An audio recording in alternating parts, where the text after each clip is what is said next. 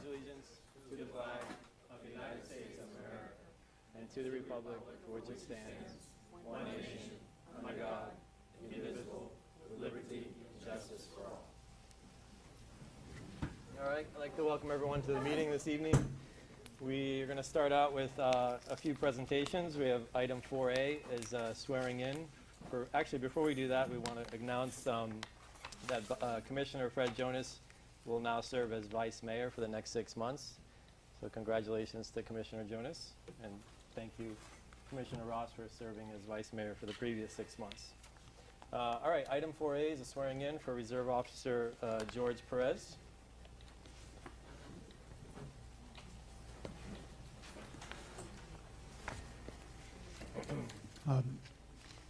Commissioners, Mayor, everyone here, we're very lucky to have the privilege of having a new reserve police officer with us. His name is George Perez, sitting there with his wife and 2 daughters. He's going to be sworn in shortly. He's a retired sergeant from the Medley Police Department. He was with the motorcycle and traffic enforcement unit.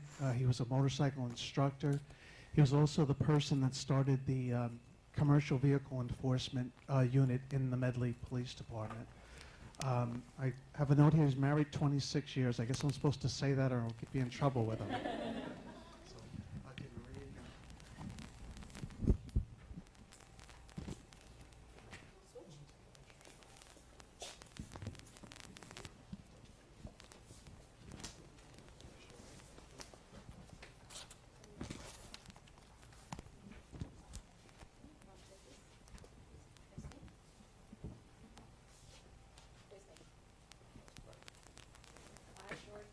I, George Perez, Do solemnly swear do solemnly swear that I will support, protect, and defend that I will support, defend, and protect the Constitution and government of the United States the Constitution and government of the United States and the state of Florida and the state of Florida against all enemies, against all enemies, both foreign and domestic, both foreign and domestic, and I will bear true faith and I bear true faith and allegiance to the same, and allegiance to the same, and that I am entitled to hold and I am entitled to hold office under the Constitution, office under the Constitution, and I will faithfully perform all duties and will faithfully perform all duties of the office of Reserve Police Officer of the office of Reserve Police Officer for the Village of Biscayne Park Police Department, of which I am about to enter. So help me God.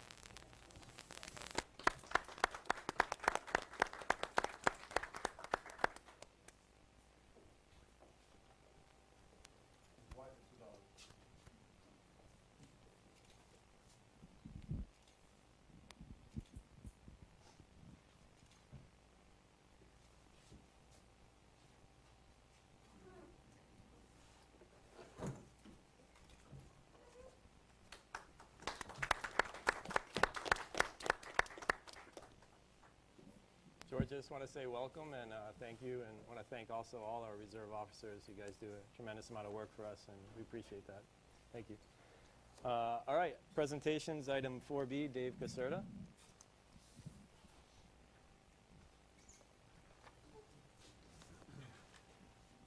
Good evening, Mayor, Vice Mayor, and Council, and residents of the Village of Biscayne Park. I hope you all had a extremely wonderful Thanksgiving and had a lot of great time to share and spend with your families, because that's what Thanksgiving is all about, and I hope it's nice to see all of you here again. My name is Dave Caserta, and I have had the honor and privilege of representing the village for many years, close to 15 years, and it's been a great experience, and I look forward, and I wanted to say thank you to the council for allowing me to continue that representation. Look forward to working with you in this upcoming session, which I think is going to be a great one. We don't have to worry about any elections. They can get down to business and really start doing some good things for the people across the state. The purpose of today was to basically let you know some of the things that we'll work along with the Florida League of Cities on as well, who represents as a coalition of all the cities throughout the state. And some of the things that we will look out for on a policy side will be as follows. We'll look at the municipal police firefighter pension reform. Obviously, that's always something that comes about.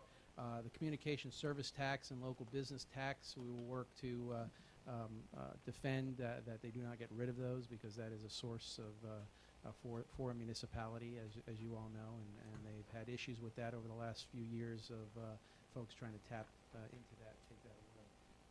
We're looking at enterprise zones, obviously, to support the enterprise zone program will sunset in 2015, and the city's going to continue to support that. Transportation funding. We want to always try to preserve any kind of local control over the transportation funding, and also try to make sure that the municipalities and counties share in the dollars that are generated, especially for the smaller municipalities like ours, to make sure that we're part of funding. We have done a good job in getting dollars that we need to provide for not only stormwater projects but transportation projects as well. There are homeless issues. We will look to make sure that those who are delivering training and so forth will make sure that they properly do so for the homeless. And one of the other items that we will probably be opposed to, as all the other cities have been, is any kind of developments of regional impact, expanding those, because then local communities lose out on control of a lot of bigger developments that go on around here. So these are some of the things that we start off with looking at from a municipal standpoint.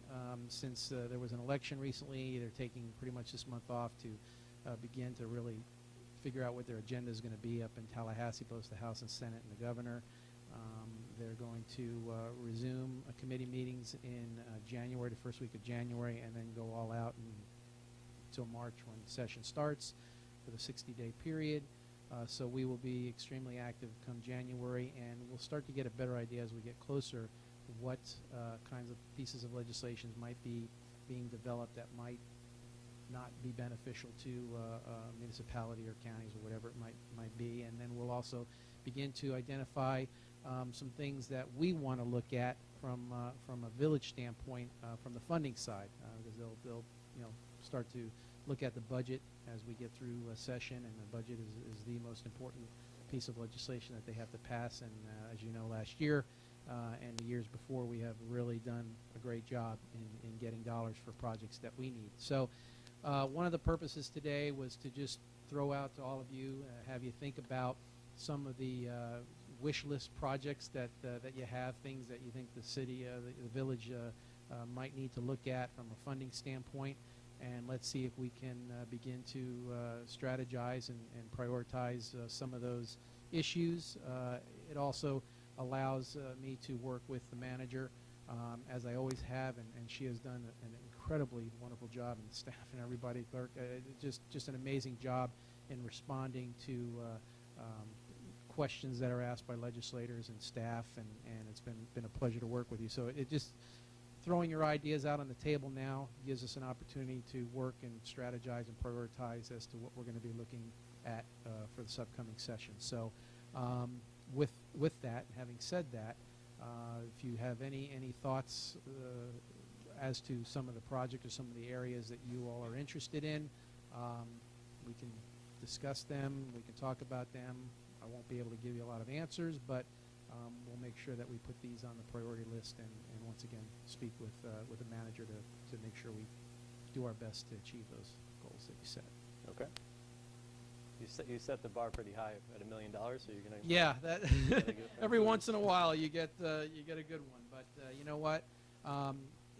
This process is about being consistent and persistent, and as long as they know you, and as long as they know that you're a responsible municipality that actually does what they say they're going to do, which we have, they will continue to help wherever they could. And as you can see, the help comes from all over, not just representatives of this district, to the credit of Daphne Campbell and others who have been reelected and who have really fought a lot of our battles as well. We'll be working with her again as well, along with the other legislators across the state of Florida as well. Thank you, Dave. Any comments from the commission?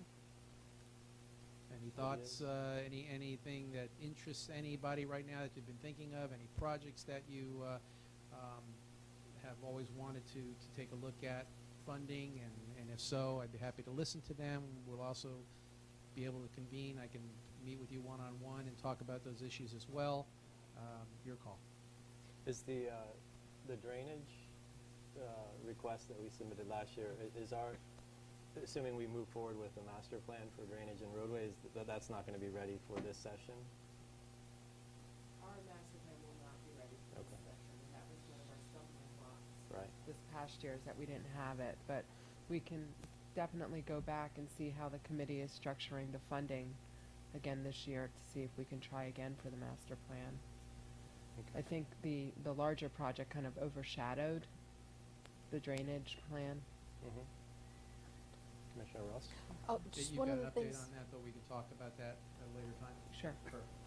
one of the things that I've been tracking is there has been some movement to implement, a separate public safety millage within the statutory 10 mil cap. And so just would like to, if you see any movement in that, on that issue. Can you I've been explain? trying to track it. It's an Can you explain a little assessment. It's a separate assessment within the 10 mil cap that would be dedicated for public safety police issues. And the argument for the people advancing that is that it's more transparent, and you know that your dollars are going to be only used for public safety and police issues.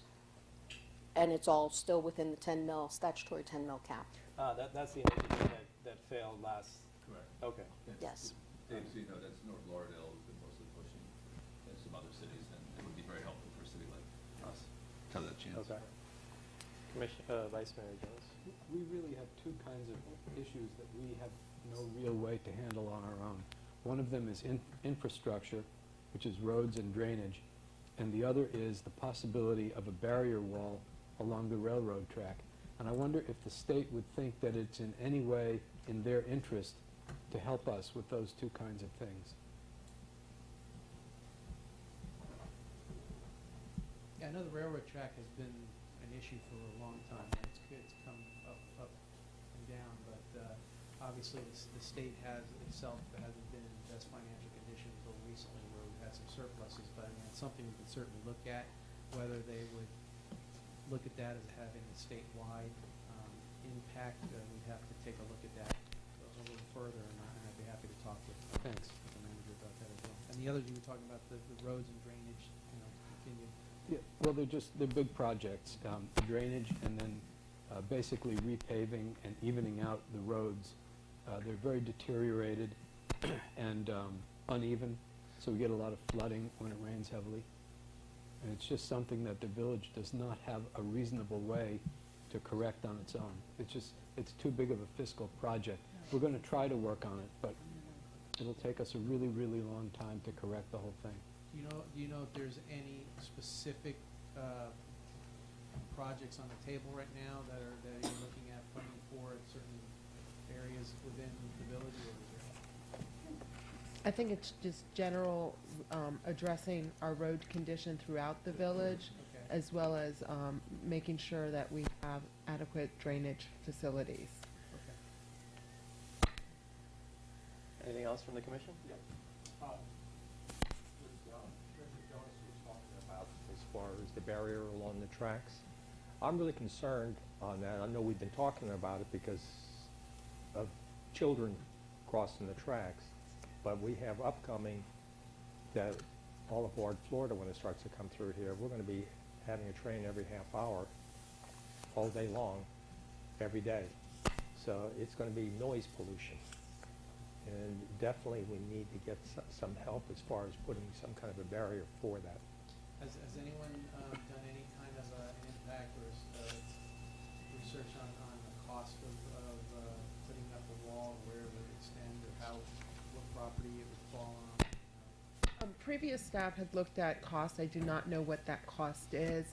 Most likely it would have to fall on the FEC right of way because it's individual properties all along the track. But it would start from our boundaries, Right. which would be 107. Because anything south of that is a golf course, up to 121st, and what abuts 121st along there is a maintenance yard for North Miami's recreational department. So it's commercial. So in between those 2 points are homes. Well, if you don't mind, it's Vice Mayor. Oh, is that what that said? Anything else? I got that right at the beginning. All right, David, thank you very much. Okay, and once again, this is ongoing, so feel free to give me a call.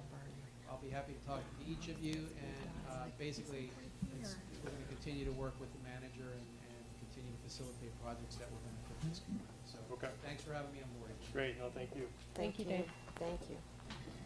Okay, item 4C is a presentation to Commissioner Jonas. He recently completed the 2014 Advanced Institute for Elected Municipal Officials. I have a certificate, I think. Whether we agree or disagree with Commissioner Jonas, we all know that he's a dedicated public servant. If you read his blog, you can tell that he spends a lot of time on issues and is extremely dedicated, so Disagree with me about what? pretty much everything. No, so here's a certificate of completion, so we'd like to recognize that he, was it 2 days? Two.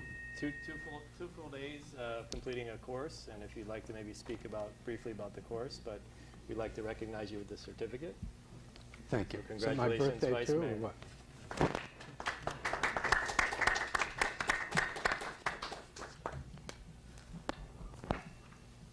You're good? I'm good. All right. All right, additions, deletions, or withdrawals? We have, I believe, one withdrawal from staff. We have a couple items, Mayor. At the request of Mr. Hartung, the Chair of the Code Review Committee, we would like to defer item 12A to the next meeting. We will be pulling the Planning and Zoning Board minutes from November 3rd, 2014, item 8B, off of the agenda and return. It was, there's a Scribner's error on that, and the wrong set went in. And we are going to pull 8F. We have a new title, and it's going to become Resolution 11C. So 8F is being, Pulled and re-titled under 11C. We'll still hear it tonight. okay. We'll have, we have new resolutions for you. They're on the dais. 12A has been pulled for next meeting, and 8B, Planning and Zoning Minutes 11/3/2014 have been pulled until the next meeting. Okay. With respect to item 12A, the proposed changes to Chapter 5, I think Dan Keys and the Parks and Parkways Board met and produced a number of comments. So I would urge staff to possibly set a meeting between the two boards. So I think some of the comments were productive, and I think if the two boards met, maybe to discuss those comments and try to incorporate some of them before it came back, that would be helpful. I went through the minutes and read and heard the meeting, our last meeting, actually our second tour, our 2 meetings ago, when this item came up, and we made a motion and it was approved, I think it was 4-1, to direct staff to come back with a draft ordinance for us to sort of wrestle with. And I just would like to see us start to take those steps, still understanding that there are details that need to be tweaked, since we already voted for that. Okay, so you're proposing that a draft ordinance come back at the next meeting? That a draft ordinance come back, maybe not for a first reading, but a draft ordinance that we could work with, along with the comments that we've gotten from Park and Parkways and from other residents. Okay, so between now and our next meeting, not the special meeting, but meeting in January, will the two boards have time to meet and then provide comments to you, and then you, staff, come up with an ordinance to bring back in January? If we can't, because of the holidays, get back in January, we certainly can do those steps and come back in February. Have an opportunity to meet with both boards in the sunshine, have them give input, and then finalize a draft ordinance, which we could bring back In February? And we can even still do it as a first reading for discussion purposes. And Okay, are you okay with that? I just would like to see us move forward. No, I want to move forward as well, and the last meeting, I pushed for that. I just think after reading Dan's comments, I think it would be productive because I think some of his ideas were good ideas, and I think it would be productive to meet so that the work product is more complete. All right, any other comments? What I'd like to have a discussion on the park bus, the informational bus, come here during Winterfest. I can either discuss it at today's meeting or at our special meeting, commission meeting. Okay, but you can suggest it at the end for That'd be Addition- fine, okay, during our addition, special yeah. commission. all We right, can do that. We don't need to make that an agenda item. We can have that, the direction tonight, or you can call me and we can go over it. That's- Well, I'll, when I get the full information, I've been trying to get all the information for about a month on this. And All I right. finally got a hold of people that are answering it. Okay. But on the code review board, chapter 5, comments on that?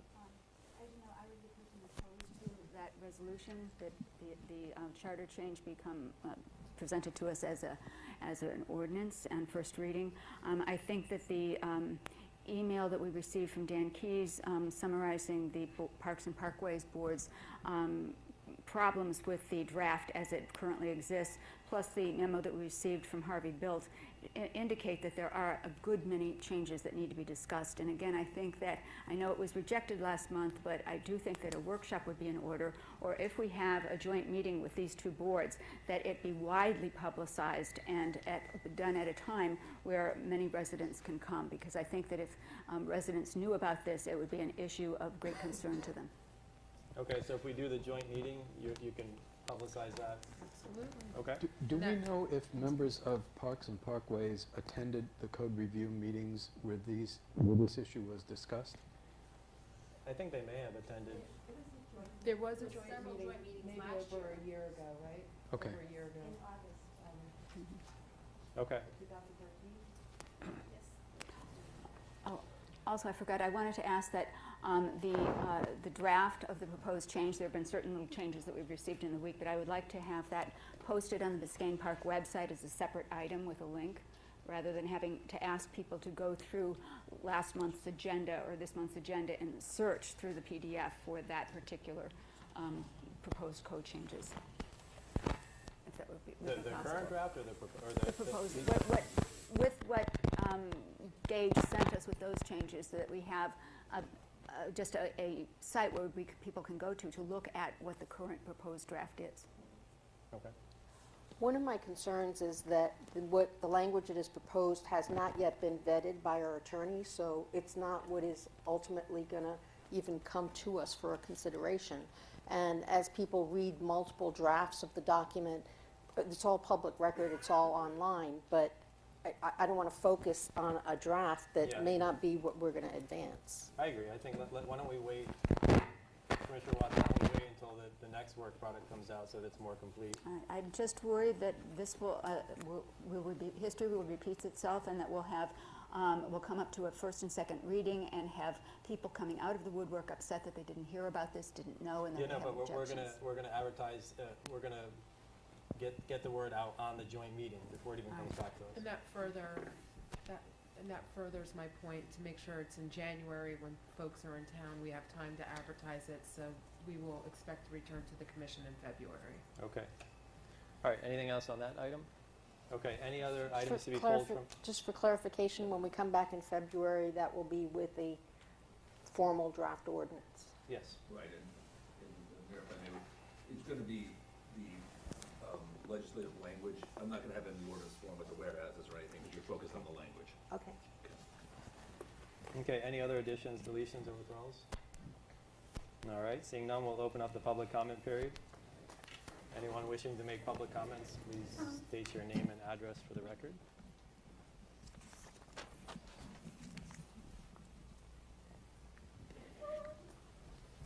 Harvey Built, 450 Northeast 121st Street.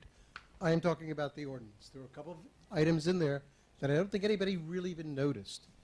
If you have a driveway that's closer than 30 inches to the property line, you've got to tear it out. This doesn't make any sense to me. I don't even know why it's in there. My neighbors on both sides of me have driveways within 30 inches of the property line.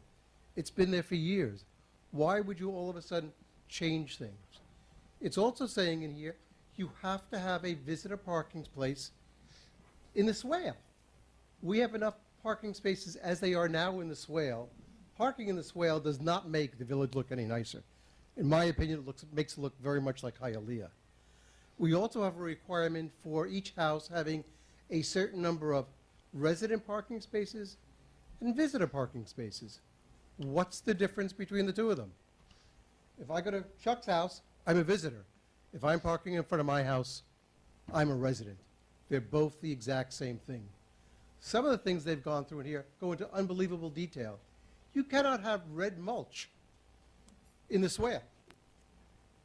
Why not? And it's from the way it's written, which is I don't think what they meant was, if it's recycled red mulch, you can't have it.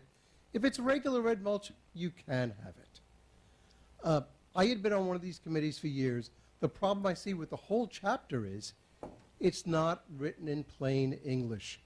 They revisit the grass in the swale area 3 or 4 times. They address the same thing in different ways, and then they say there's a way to vacate it so you don't have to have that. You can do pretty much whatever you want. The other part are trees in the swale area.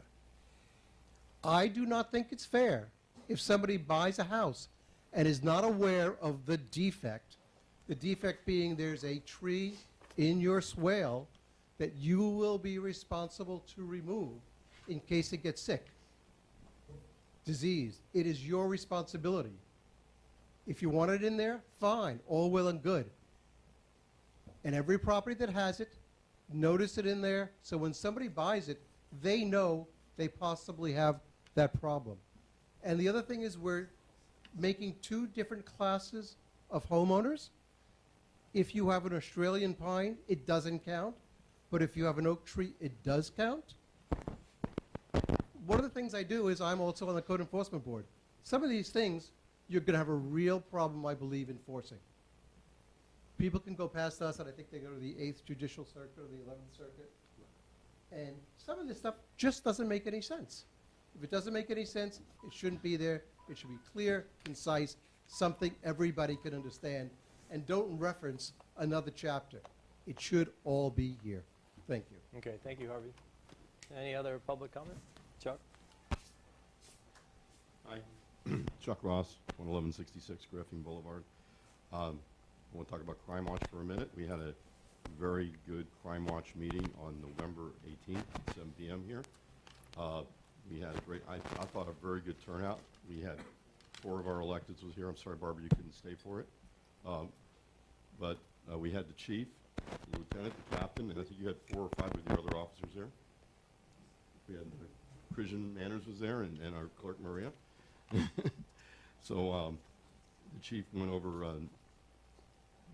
some of the changes that he's made in the department. He talked about and explained how crime stats work and some of our crime stats, and he fielded numerous questions. So good job, chief. Thanks for running the meeting. And I would, the last thing is that we're going to have another meeting. We just decided at the last minute, so I hate for the short notice, on December the 8th here at 7 p.m. And I want to go over... I'm sorry, a couple- Chuck, we'll have to check that because there's a foundation meeting. I know, I just found out tonight, but I was thinking if it's just the foundation, maybe we can meet in the other room. It wasn't on the calendar. No. I know, I spoke to George. If you're okay with meeting out there. We are, Okay. as long as they're okay with it. But otherwise, we'll have to, you know what, we'll talk about it some more later. Okay. Maybe we can, why don't we just say it's a Crime Watch meeting TBA right now? Okay. On the clock, I want to talk about a couple of things that were discussed at the last meeting on annexation by Barbara Watts. I want to contradict a couple of statements that she made. This is at the November meeting. She talked about that we were going to be losing money for several years if we proceed with this annexation. I've never seen any information, and if you've got it, Barbara, I'd like to see it, and I encourage you to sit with our finance director and show it to him. I've never seen it, but you've made that statement several times. You also said that, again, I think that, corrected you, but that Manny Espinoza had said we would lose money for several years. He never said that. That wasn't correct. You mentioned residential properties. Residential properties have the context that we're annexing houses and single-family homes or duplexes, not part of the deal, strictly commercial properties. So when you make statements like that, I find it to be misleading. And I would just ask that before you continue and make statements like that you consult with our professionals and confirm your facts. Thank you. Okay, thank you, Chuck. Any other public comment? Hi. I guess just the rec center. Shalisha. Just wanted to make an announcement. We do have our Winterfest event coming up on December 20th from 11 a.m. to 1 p.m. It's going to be a lot of fun. We have a lot of events, activities. It's free to the public, a really great parade. Also, we have our Walk a Hound, Lose a Pound event this Saturday at 9 a.m. So if you have a dog or just a body and you want to come and walk with us, we're going to do like a short walk starting at the rec center at 9 a.m. Thank you, Shalisha.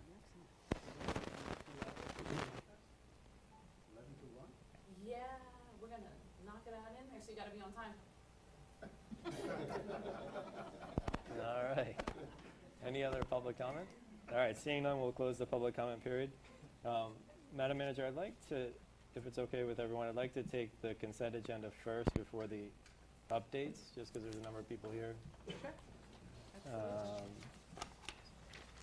So is there a motion to approve the consent agenda? So moved. Motion by Vice Mayor Jonas. I'd like to pull 8J. 8 what? J. J. Okay, 8J comes out. Any others? I'd like to discuss 8G and 8H. G and H come out. Okay. All right, so, Those were the same that I had. okay, perfect.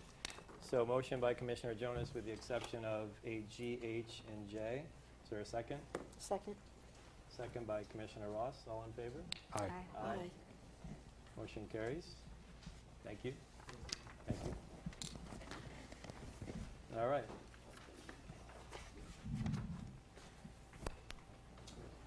So, and that also 8F became 11C, right? Correct. Okay. That was already pulled. Okay. Okay, so why don't we start with 8G, Commissioner Ross.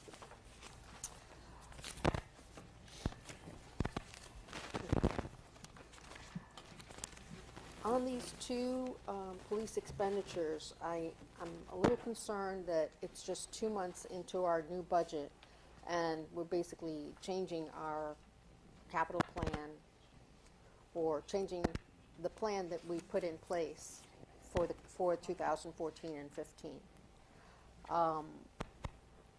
Would it, I'm sorry to interrupt you. Would it be helpful for either you or staff just to briefly summarize for the public what this item is about?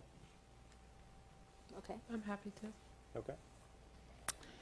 8G allows us to use our state forfeiture funds for no more than $6,990 for the rental of a vehicle that would be used by our detective, our lieutenant detective in his undercover work. This is a common practice in police departments when investigative work is taking place. So once the car has been identified by those who are under surveillance, it can be easily turned in and a new car can be used. It is an allowable expense under our forfeiture funds. Currently, the detective uses a older model pickup truck that we have in the police department. It has over 100,000 miles. We're consistently putting money into it. The most recent repairs were around $2,000. It's not running well. And instead of investing in a new car, we are able to accomplish what we need by having an appropriate investigative car as well as a car for our detective to use. Mayor, if I can just add to it from the forfeiture point of view, the key to this is that it's a task force that the chief is setting up. So it's above and beyond the ordinary, like, you wouldn't be able to use forfeiture funds for a purchase of a patrol car for a patrol officer. So just so under state law, and which is federal laws incorporate your state law as well, It's that it's a new it's a task force, new purchase, or new lease in this case. Okay, so that's item G. Do you want to, because, well, let's take one at a time, so. Okay. Because they really are funded from different, Right. from different places. So with that item, I'm concerned that we are in a year when we're advancing the annex public safety building, and there are expenditures that we can't anticipate but don't know what they are yet, and we certainly know that the $1 million is not going to get us where we need to be, particularly when it comes to the furnishings and the interior of those buildings. And given that this is a new task force and it will be occupying some space in that building, I thought perhaps some of those forfeiture funds could be used to, sort of furnish out the functions for that new task force. With regard to the renting of the vehicle, which is of course something we've never done before, and maybe what opens it up for forfeiture fund use, I have a bit of a conflict with spending nearly $7,000, even if it is forfeiture funds, for this rental that is not going to give us any residual value, where if it were a lease purchase, then at least, at the end of the road, we'd have a vehicle that we could sell out and gain some more money from and continue with the next generation of vehicles. So given the unknowns with the new annex building and the added cost of having that rental feature, I'm finding it hard to reconcile myself with it. Yeah, Okay. I agree with Commissioner Ross. Maybe I'd like to hear from the chief, Okay. like the justification or the need for it. Okay, the asset forfeiture funds can't be used to buy furniture or anything in the new building. It's Detective Lieutenant Pineda. We already have a desk for him. We have a chair for him. We really don't need any other furniture in that building for him, that we would need asset forfeiture funds, but it's irrelevant because we're just not allowed to use it for that. The vehicle that he has now has 146,000 miles on it. We really weren't using it, but we were forced to use it because we did not have a vehicle for him. He's only been here, I guess, about 2 months. It's broken down several times, and it's very unreliable. And we're going to have to sink a lot of money into it if we keep it. The asset forfeiture funds would allow us to get this rental. We're calling it an undercover vehicle, but what it allows him to do is to go in as many times in a week as he needs to and swap vehicles out. Like if he's doing a surveillance on you and you suspect he's a police vehicle, he can go change it. A key part of this is that we would like to get Lieutenant Pineda involved in asset forfeiture details and the ability to have a vehicle that is very unlikely to be made by people that are being surveilled or followed or observed, whatever you want to call it. It makes our agency a very attractive candidate for participation in the task force. The task forces that are around the county, they have cases. It's not unusual for them to bring in anywhere from $50,000 to $100,000 on a single case. So if he got on one case, we'd like him to do more, but if he got on one case, the money that would be brought to the village to be used for new police programs or whatever programs are permissible under asset forfeiture greatly exceeds the money that's being spent on this undercover vehicle. And this, as the village manager said, this is a practice that's done in many agencies. Chief, can I interrupt just for Sure. a minute? And I don't mean to sound ignorant, but I just want to understand what you're saying, that having this car will enable him to do surveillance work outside the village for crimes that occur outside the village, in addition to inside, but primarily outside. And then if a crime is solved and funds are received, I'm not understanding the benefit. us? What the asset forfeiture details mean is that when and a village attorney will correct me if I'm wrong here, when they successfully have a forfeiture, a portion of those funds will be given to the Village of Biscayne Park to be used for law enforcement purposes. They can't supplant funding that you have, or they can't be used for things that we should be paying for on our own, like furniture or radios for the police cars, but they can pay for special details, anti-crime initiatives, overtime details, anti-gang things. You know, there's a wide variety of lawful purposes that they could be used for, but we haven't participated in years, and these are funds that are left over from years ago. But a very big part of this vehicle is that he becomes a very good candidate to join the other agencies in this kind of work, because he has the opportunity to switch vehicles every time the vehicle gets burned.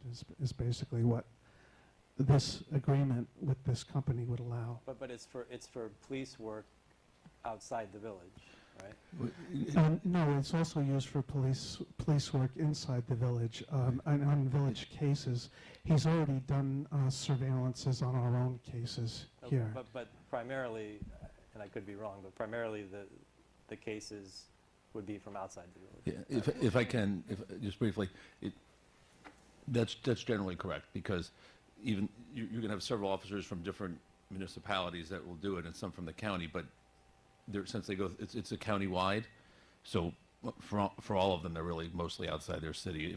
I don't know if he's going to be doing it full-time or not. We haven't discussed, I don't know what the situation is, but what does happen? We were only talking in terms of a limited duration details. So what happens is you have a limited agreement, and if there is and this is going to be a drug task force, so if you seize drugs and there's money or vehicles, the feds actually bring that case to the federal court system. When they receive whatever funds that is, let's say our officer did 20 hours out of 100 hours that were done, we would get 20% of those funds, and it's a form you fill out with the United States Justice Department usually. But if let's say there's a rash of drug cases in North Miami, then they'll go there, wherever that area is, they tend to go. But if he's doing it on a part-time basis, it would normally be the northern section of Dade County is how they would work that. If I may just give you an example of some of the uses of asset forfeiture that we've done so far. Of course, we want to do this vehicle. We've also, the police officers did not have village-issued weapons, and they were all carrying different weapons. Under the law, we were allowed to buy them the same weapon, and standardized training as a result. That was through asset forfeiture. We are moving towards computer-aided dispatching, which is an allowable expense under asset forfeiture. It's a very significant upgrade for the police officers, and it will significantly enhance their ability to patrol the village and serve the community and just make this a much safer place. This asset forfeiture money is very important to us. Mayor, I've got a question. Sure. If we approve this, what you're asking for is for the rest of our funding year. After that expires, the next funding year, can you use forfeiture funds again for this, or we have to fund it? The reason why you can clearly use it now is because it's a new task force. Correct. And there's a certain time limit on that. Sometimes it's 2 or 3 years, but the idea being at some point it becomes a normal operating expense of your agency. And certainly the third year is usually your last year you would do that.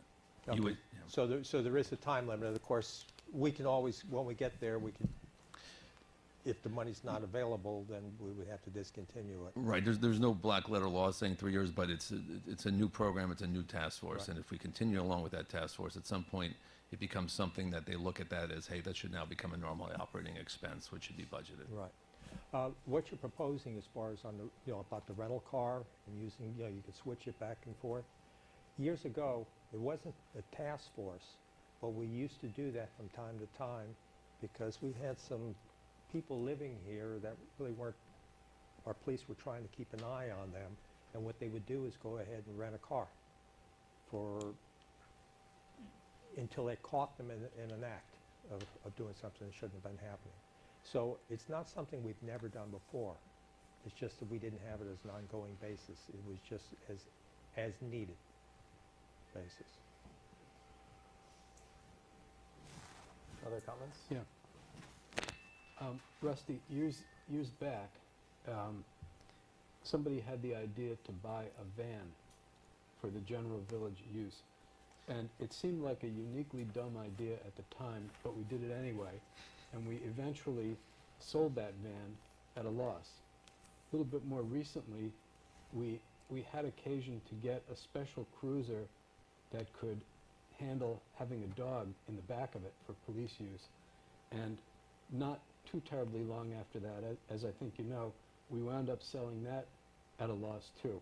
So do you have special confidence that this would not be kind of what seems like a good idea at the time, but then really wouldn't accrue to us? It's my belief that this opportunity for us to participate in these special details will result in asset forfeiture funding coming to the village like it has in years past, but we haven't participated for years. We haven't had a detective, and this opportunity to have this kind of setup where he can change vehicles at any time, it makes him very attractive. It's almost like an extra qualification to be on these task forces. Is the agreement with the vendor a year, or can it be canceled at any time? It's 1 year. It's 1 year. 1 year, Yeah. okay. So we could the funds are there now, and there's limited things that we can do with them, so, And and after a year, if we decide not to move forward, then we cancel the agreement without the need to spend additional money if it's not there. But if additional funds are earned by this program, then we'll have money to continue it on for another year. I think, a full year will show us is it a viable endeavor that the village should be in the middle of or not. Rox, are you persuaded, or should I comment? I'd like to hear everyone's comments. From reading the agenda item, I didn't gain an understanding that we were going to be assigning the detective to or having a relationship with a HIDA or other forfeiture, intercity, task force like that. I didn't gain that from reading the agenda item. So there is a value in that, but I just didn't have it as part of the explanation. Barbara, can I just make a comment before you go? It's okay? Yeah, just a couple things. When you look at the budget, one of the things that happens to it with some regularity, which is to our disadvantage, is that there's an overage in certain departments, and not infrequently that overage is caused by unexpected or unbudgeted repairs.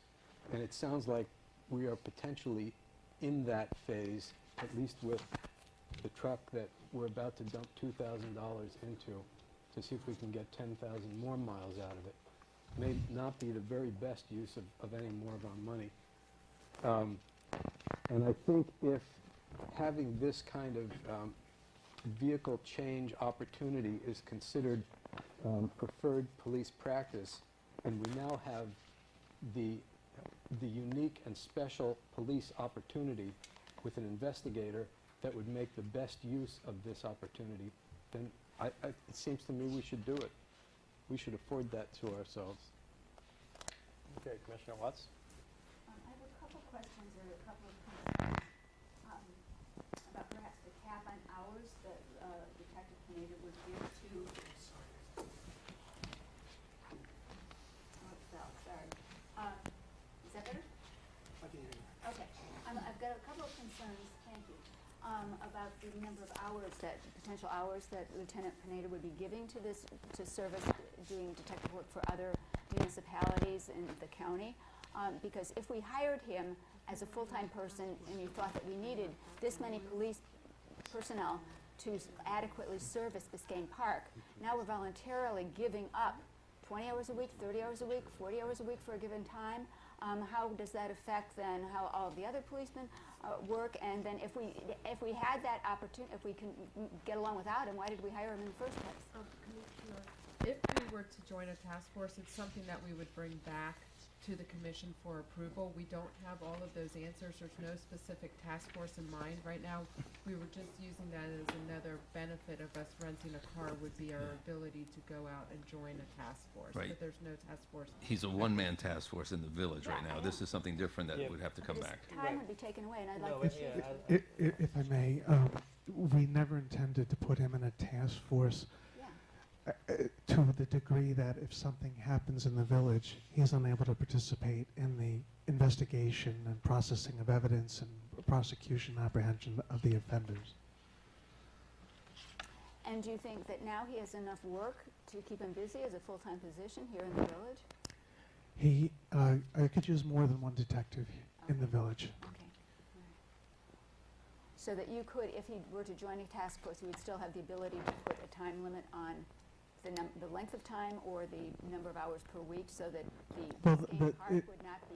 The length of time is going to depend on the individual investigation. But what I wanted to say was that if we have something happen in the village, he will be able to handle it as a detective, even though he's assigned to that task force. I would just say, if you probably haven't had much of an opportunity to interact with him, but he's here all the time on his days off, Saturdays, Sundays. If something happens, he just comes here and he makes sure it gets taken care of. Okay, thank you. All right, any other comments? Is there a motion? Yes. Motion by Vice Mayor second by Commissioner Anderson. All in favor? Aye. Aye. Motion carries 5-0. Thank you, Chief. All right, Thank you, item Ross. 8H, Commissioner Ross. Mayor? Yes. This item, towards the end of the last fiscal year, we found that we had 3 cars that we were putting a lot of money into. One of those 3 was no longer operable. This came up during our budget discussions, but it was never anticipated the income we would get from selling them in our budget. We went out to GovDeals, or not this one, we actually went through the city of Hialeah and we auctioned these cars off, and we were able to bring in some funds. If you recall, during last budget session, we approved the purchase of 1 car, but with this unanticipated income, we now have enough to lease 2 cars. So the item in front of you is for 2 cars. One, the previously approved budgeted item, and the second one is a new item based on the income that we received from the auctioning of the 3 cars. And the revenues, I'm sorry, just one quick question before. The revenue received from the sale of the vehicles, I guess 3 vehicles, can that be used for any other purpose? Oh, it could be. It would just go into It can go into the the general- general fund, anywhere in the general fund. But if you recall, when we sold the recreation van, we decided to put the money back into the recreation center. It's just a practice. It's definitely not a policy or a rule. Okay. All right, Commissioner Ross, since you pulled this, right? Right, so, again, I go back to, we just set the budget not 2 months ago, and we developed a plan, and I think there was a lot of thought put into that plan, and the department heads participated, and you probably don't know this, but I've always been very supportive of the police and very anxious to make sure that you have all the tools that you need. But in this year where we are going through this sort of expansion with the annex building, I think we need to be very careful about where we spend those little nuggets of monies that, that come to the village. And as I would be very supportive of spending that money from the 3 vehicles that were sold within the police department, but is this the best use when we know we're going to have all of these expenses that we're not sure where we're going to fund from? would like to give you some information that I don't think that you have. The last fiscal year in vehicle repairs, we spent almost $32,000 on vehicle repairs. You're probably wondering what that was, so I went through all the invoices. And in these vehicles, and these cars that we have, look at 104,000 miles, 152,000 miles, 146,000 miles. We have very old vehicles. So last year we repaired things in these old vehicles that are no longer under warranty, starters, new motors, new engines, the actual engines in the police cars, electric windows and wiring, water pumps, new radiators, new air conditioning systems, a second new engine, a blower switch, I don't know what that is, but it was on one of the invoices, a new rack and pinion steering system, idler arms, a new transmission, a rear differential, fuel pumps. That was almost $32,000. That's the equivalent of, if we hadn't spent that on repairs, we could have leased almost 5 brand new police cars. This year so far, and I just want to add, the police department, the officers in the police department last year did everything that they could to hold these costs down. They were asking other police agencies if they had decommissioned vehicles, if they could take parts off of them. They were doing everything that they could to keep the cost down, and it still cost $32,000. This year, we have so far spent $6,400 in repairs. And I'll tell you some of the repairs. They were for right rear axle shaft, wire assembly, cooling system, light module assemblies, ignition wiring, oxygen sensor systems, fuel induction system. We have a problem with a car. The mechanics can't figure it out. We've had to put 2 brand new batteries in it. The second one's under warranty. Radiator fan motor assemblies, new radiators, ignition coils, intake manifolds, front and rear discs on several vehicles, disc rotors, cooling fan assemblies. We're up to $6,400 right now. My car has I have 152,000 miles on my car. It's been parked for almost 2 weeks. I've been driving my own car back and forth because it just keeps breaking down. We have $2,000 in repairs pending on that car. We're not sure what we're going to do.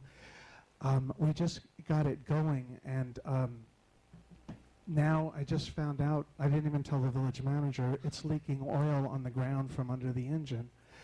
So the car's in very bad condition. We have a car that we're using, and the mayor gave us the idea. We tried not to use it because it was in such bad shape, but the mayor came up with an idea for it. But the vehicle needs everything. I have there's a manufacturing deflaw. Deflaw is not a word. There's a manufacturing flaw in the 2009 Chevrolet Impalas, which we have 4 of them. So right now we have 4 Impalas with transmission problems. They are no longer under warranty. All the transmissions are slipping. That is a $10,000 repair cost. We've also already spent $6,400. My car needs at least $2,000 in repairs. We have $10,000 pending on these Impalas. Just in the very first part of the year, we're talking about over $18,000 in repair costs, which is, you can see that we're going to greatly exceed what we spent last year. I'm sorry. Okay. At the rate that you're describing, $6,000 for 2 months, we're on track to spend another $30,000 in repair, is what you're saying? Well over $30,000. And so, can you tell me, Chief, These new cars come with warranties too, by the way. okay, assuming that we're adding these 2 lease purchase and the 1 full straight rental, how many vehicles will that put into our fleet? How many total vehicles will we have in the fleet? The ones that start up, the engines start up and they roll.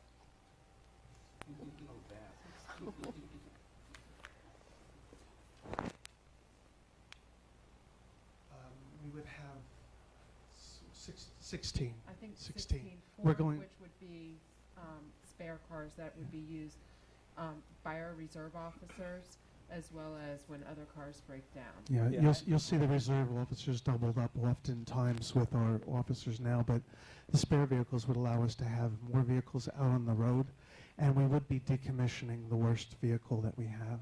I never understood this, and I agree with you, Commissioner Ross. I'm fully supportive of the police, but to me, 16 vehicles when at any single point in time, we have how many officers on duty? 2 or 3? We always have at least 2. We have 2, and how many of those 16 vehicles are relatively new? 3. 3 new. Almost every other one we have, either we've had it for many years, or it was a car that was decommissioned by another agency because it no longer met their operation Yeah. standards. You and I have talked about this, but I think it's important to say it here on the record. Our officers, per their contract, have take-home vehicles. So when you look at those 16, I believe 10, if not more, 12 are assigned out to officers. And that's part of the problem. I think the wear and tear and the miles, and I understand that a number of vehicles we received were, to begin with, had high miles and issues, but it's a lot of wear and tear. And I know that the contract says that, but the contract also says, correct me if I'm wrong, that they can take home the vehicles to the extent that the village can provide or can afford or financially. There's a financially fiscal able. urgency issue there that we could call, depending on what our fiscal urgency would be. I just, we're just bleeding money with repairs, and to have to maintain and insure 16 vehicles. And we feel that pain, and I think that's, we want to stop the mistakes of the past. That's why we're not going to other agencies and looking for used cars. That's why we're looking to get new cars that are under warranty and basically come up with these 4 or 5 year plans for these cars. And once they're out of warranty, we should be doing our future saving, as we discussed during the budget process, so that we're ready to fully fund cars going forward. But at some point, we have to start that plan. We have to grow up and start buying new cars. Otherwise, we're fine. going to be paying for these. The repairs kill us. The chief's right. He came to me today and said that to me about we could have leased 5 vehicles based on all those repairs. Of course, we're still going to have the oil changes, new tires here and there, those type of things. But we're not going to be, if we have new cars, they are under warranty. We commit to them for 4 years. Then we get rid of them and start the process again. We're not going to see $30,000 in repairs a year. Mayor? Yes. When you have take-home cars, what you take a look, you actually, that particular car is better maintained, also actually gets less mileage. Because when you have, before when we had no take-home cars, there were the few cars we had, a 2-year-old car had had over 100,000 miles on it because it's used all the time. When you spread it out over a bigger fleet, those cars will last longer as far as time-wise. And to me, it's obvious we have a fleet right now we have to start replacing. I mean, we already hear what it cost last year for repairs. I don't see we have a choice. We need to start to replace the fleet. But now as we go down the road, you won't find that, gee, after a brand new car, after it's 3 years old, it's already over 100,000 miles. We won't be seeing that. Comments? I still think the fleet is too big. Well, because the contract, if you take a look at the vehicles or talk to some of the officers before we had take-home cars, they were like taxis. No, it was a vehicle anybody could use, treat it however they wanted. When their shift is finished, you just park it and the next person got it.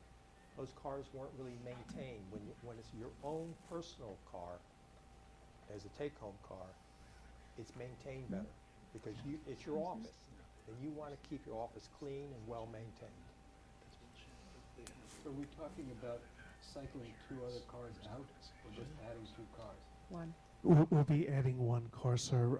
We're going to decommission a car that's it's in very bad shape, and it needs a substantial amount of repairs.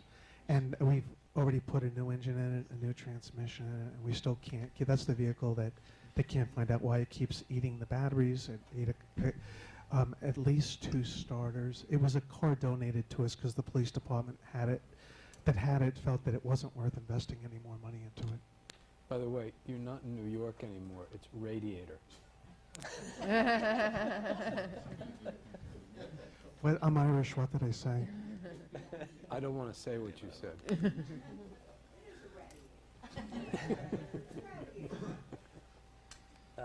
Commissioner Watts, any comments? Yeah, just two, Attorney Hearn, how long is the contract that we have with the police? Is it 4 years or 5 years? I don't remember. It's a 3-year contract with 1 year in it.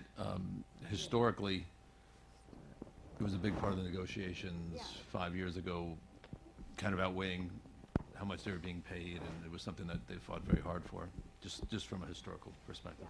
Yeah, I remember that. Well, that being the case, we do have this contract that we've negotiated with the police union. And if we're 1 year into the 3-year contract, I think that the issue of take-home cars might be better considered when that contract is up. And that's one thought. The other thing, Chief, I wanted to ask you, when you were telling us the tales of woe with all the cars, I commiserated. But what about the Impalas, the Chevy Impalas that you said have a defect? Well, That's that's my word. That's not General Motors' word. What we noticed is that all the 2009 Chevrolets Impalas that we have, they all have transmission problems. All 4 that we have, they're all in service. All 4 of them, the transmissions are slipping. We've already got estimates to repair them. They're $2,500 a piece. The problem with estimating how long they will last before the transmission has to be replaced is how they are used. If an officer gets a heart attack victim and steps on the accelerator, the car might stop. We can't predict that. Yeah, transmission is a very expensive item. All right, Okay, I any was other just hoping that the manufacturer's problem, there would be a recall. We wish It's just a to. year of turkeys for Impalas, all right. I have a question. I don't know if the finance director could answer this or the manager, but we're currently financing 2 cars. We're currently financing 3 cars. 3 And- cars. And do you know off the top of your head what year we're into that financing? We're 6 to 8 months in. It was this past fiscal year, Okay. but we did not do it until, I want to say, January, February, or March. And then the cars arrived July, August. Chief, you had just gotten here when they arrived, so probably they arrived in August. So with the vehicles we're discussing tonight, about approximately 1/3 of the fleet is going to be fairly new or fairly new cars. With these additional 2, correct. I would like to see us have a plan for that replacement rather than, have to have a knee-jerk reaction and change things that we've just put in place with our budget. And I think it would be very helpful for the commission to see that long-term plan on how the replacements will be cycled in. Yeah, and it's one of our goals for this the next fiscal year is to present a future funding plan within that, where we would be future funding vehicles. Typically, what we would do is set up a capital sinking fund where we're going to put away each year as part of the budget towards the purchase of additional vehicles. Remember, in a normal non-governmental organization, you depreciate your assets over their useful life. In a governmental agency, they go into a separate special fund, so the depreciation is not part of your general operating budget. So it's kind of misleading when you say you're balancing the budget, but your vehicles are getting older, and all the repair bills are the result because we're not going through that replenishment process. So I think that if we, in the future, if we do that, it would go a long way. We would then have a strategic plan to start having a standard replacement plan for the vehicles. I hope you all remember this conversation next year when I tell you we should tax 10 mills. All right, any other comments? That would be 7 new cars.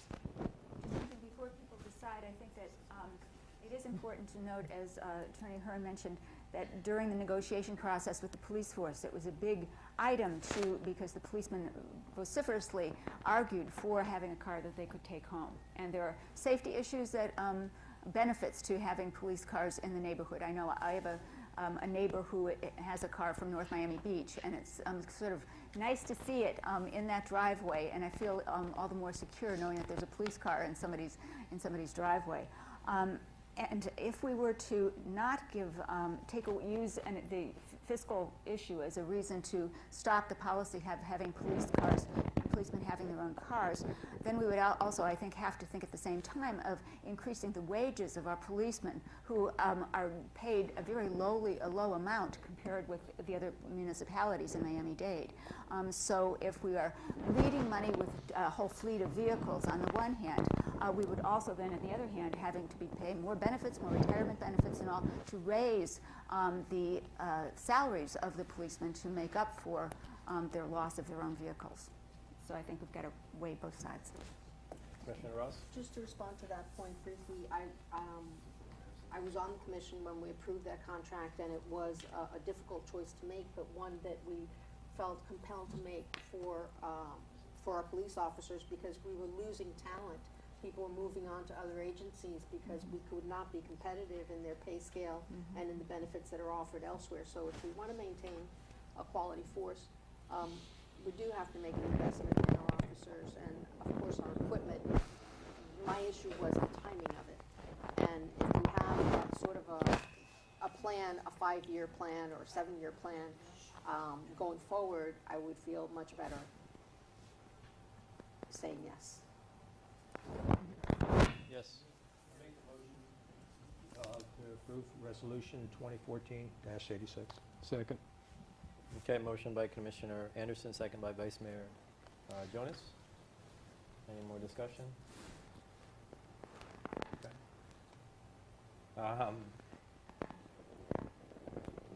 I can't support the second car. I support the first car. I just think the 16 vehicles, we have to work towards reducing that fleet, and I understand the contract provision, but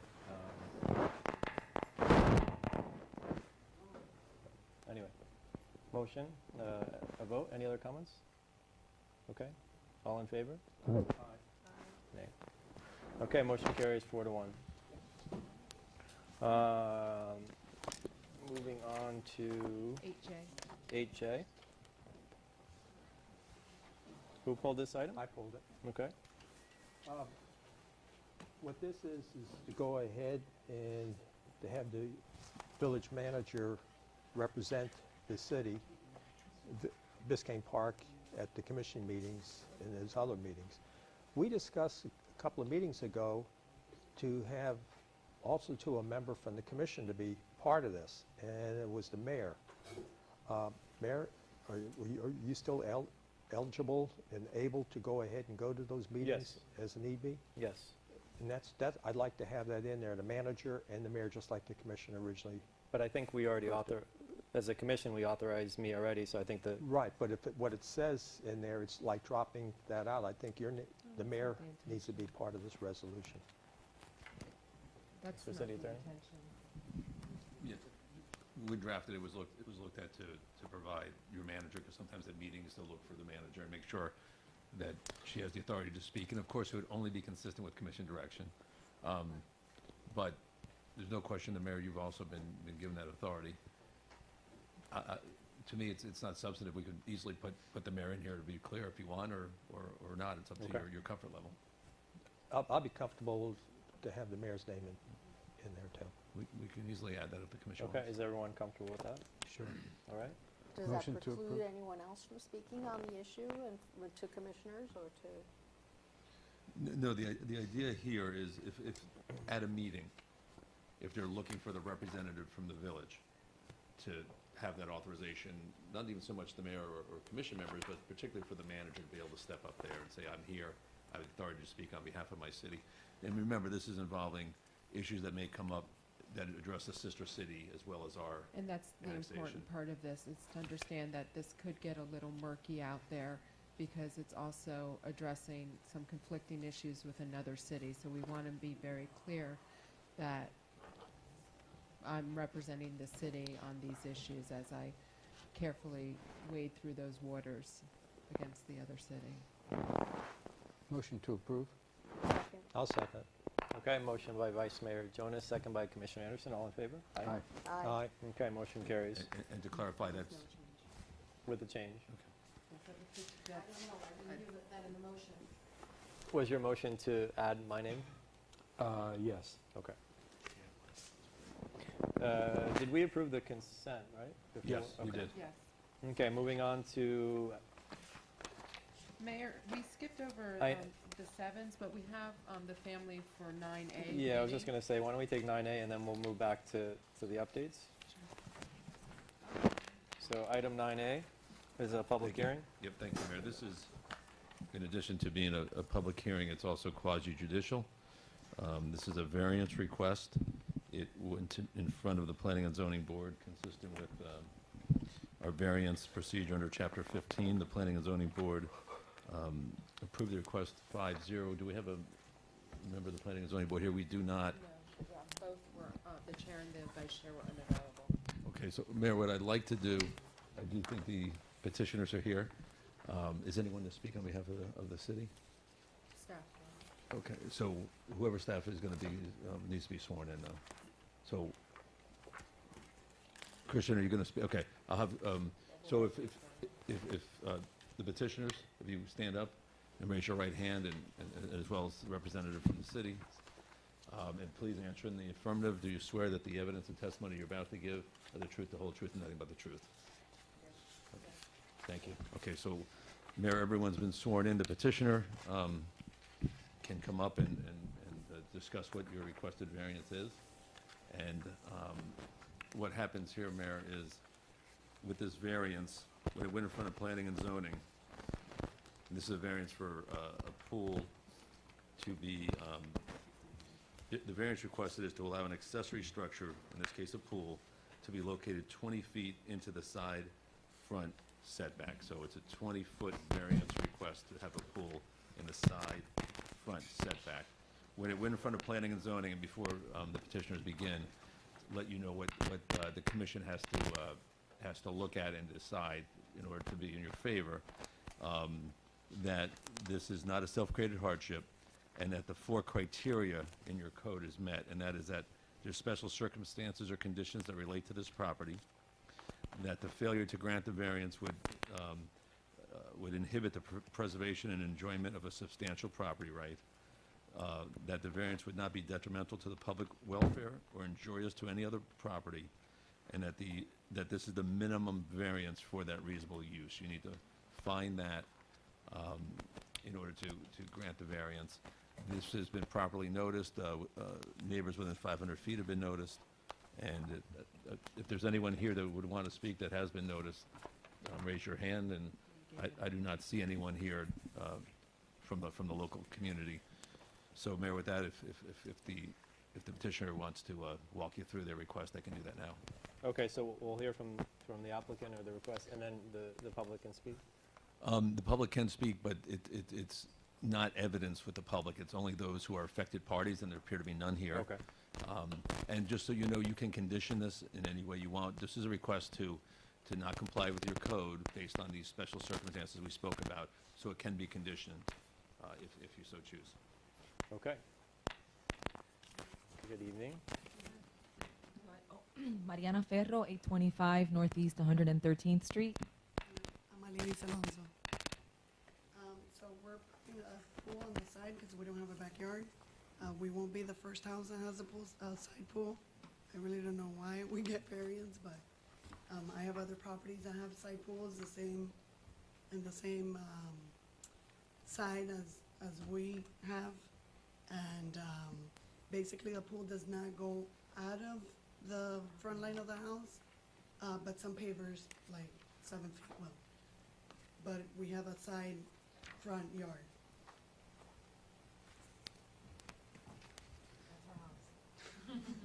So it's, so the setback is 30 feet, and you're proposing to put it 10 feet from the property line? Correct. So there'd be a 20-foot 20-foot variance? variance. Okay. Well, the survey says 15. Right. No, I'm sorry. It is 10. It is 10. Apologize. Okay.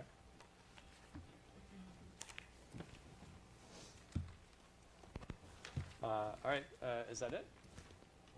I have other pictures if you want to see. Oh, it's just, Yeah, I We think have they're in our We materials. we have them. Thank you. You want a motion to get us going, or no? Sure. Yeah, motion to approve this. What I would ask is actually, if you want any more information to get all your evidence in front of you before you make any decision. Quasi judicially, you're sitting in it as a judge, and you want to hear all your evidence before you make a motion. Okay, so is there anything else that you'd like to put on the record?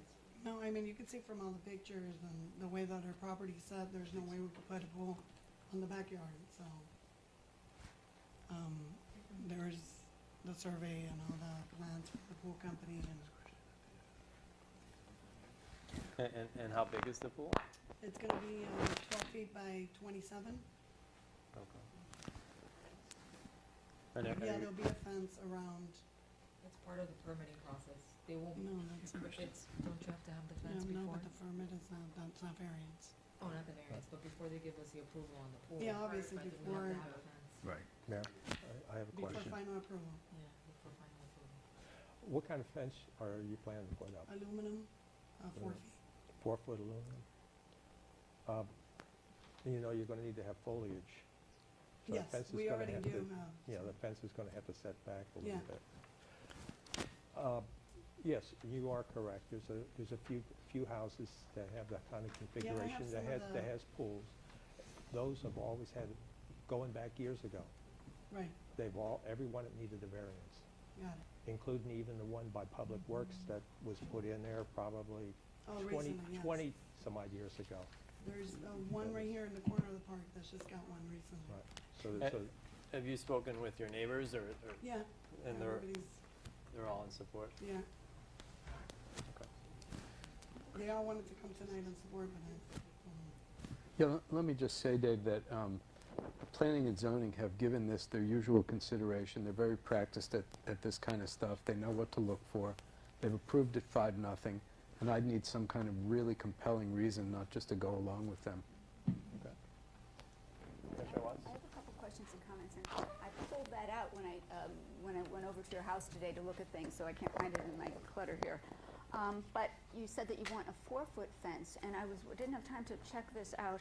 I looked at our fence ordinance, but isn't there a rule in Miami-Dade for fences that are required to be around swimming pools so that children can't get access, and is that more than 4 feet? I thought it's 4 feet and you need a child safety Right. lock, a special lock on them. All right, so then But, you'll be in. but this is just for the variance, so that's, Right. Yeah. that's gonna go before All the right, no, board. I know, but I was just curious about this. And then the other thing was when you're considering placement, I know that the pool and the patio, the area you have marked up on the plan, is 10 feet from the back property line, correct? Back there, that's 10 feet. is Yeah, that because we have a septic tank, Oh, okay, so because. you can't put a pool on top of the septic. Okay, because I was thinking it would be much preferable aesthetically if you Yeah. could move it back about 5 feet so that you wouldn't have that bump out in the front of the house to the Right. extent that you do. We have the drain fields right The here. drain fields right Yeah. now. Oh, all right, okay. I was just hoping that was a possibility. Yeah, I mean, we're working with what we have. Okay, and then one other thing, I know this is slightly off of the subject, but then you will replace the little metal fence that you have going around the front and the chain link fence in the back as That- well? We would only do where the pool is and remove the If the you go little back fence. to the others, you could see it on the survey where the. So your back property line will stay the same with that Right. chain link fence? Okay. Any other comments? Well, no. That would be changed as well. The chain link that goes to the other neighbor's house? Mm-hmm. No, it would be all the same. All that we Yeah. taken out, okay, good. Yeah, And because I then used- we would have like 4 different fences. Yes, I know, that concerned me. No. Then the other thing is that you said it will be an aluminum fence. I know this isn't your fence request, but I'm just curious, I'm looking at the whole Right. shebang right now. But the diagram, the drawing, the architectural drawing that had an wrought iron fence of sorts. No, it's aluminum. It's just like aluminum. plain aluminum. These I little don't know what it is. sort of square poles or. I might have a, Yeah, okay, that's in here. All right, and so that will be going on. All right, that's all I wanted to know. All right, other comments? Yeah, I had a question about that fence, because I thought I saw in one of the maps or one of the diagrams that it said chain link, and that raised some No, concern. that's what I have, what we have right now. What, existing now? Yeah. That will be changed. Okay. And then I had concerns about the noticing, to make sure that all of your neighbors got notice, but I got all of those details from the administration, and all of that seems to be in order. And actually, we now have a draft resolution, with proposed findings as would be required by Well, the statute. actually, I don't draft them before because you could reject it. So whoever makes the motion should make a determination of the findings. Correct. Okay. Right. You All can right. just say that they met all the findings Right. required under the variance. And I was a little concerned that those findings weren't stated in the minutes, so I wanted to make sure that we state them here so that there's a Absolutely. record. Absolutely agree. My understanding in the past, I learned this afternoon, was that they do the draft and adopt for the resolution for variances, is what Well- I was told, but we went ahead and drafted it. Right. The reason why they're not drafted is because you're sitting here quasi-judicially and you have not made that decision. So if they're drafted consistently, then it has an appearance of Since I believe that, expectation. since I believe that the 4 criteria have been met, therefore, I want to move to approve this variance. And I would love for you to do that. Thank you. But I just want to make sure, I think Christian may have something to say that's just further evidence, and then you will open it to the public, just, it won't be evidentiary, and at that point, Okay. All right, Christian.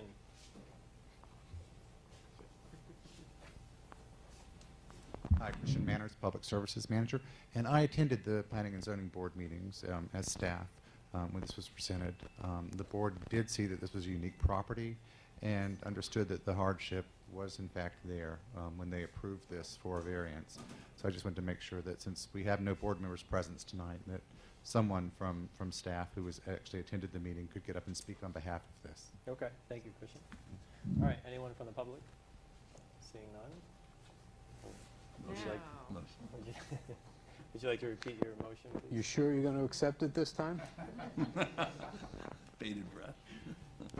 Motion to approve. Second that. And that's stated before, that's based on the fact that all 4 Yes. criteria have been met.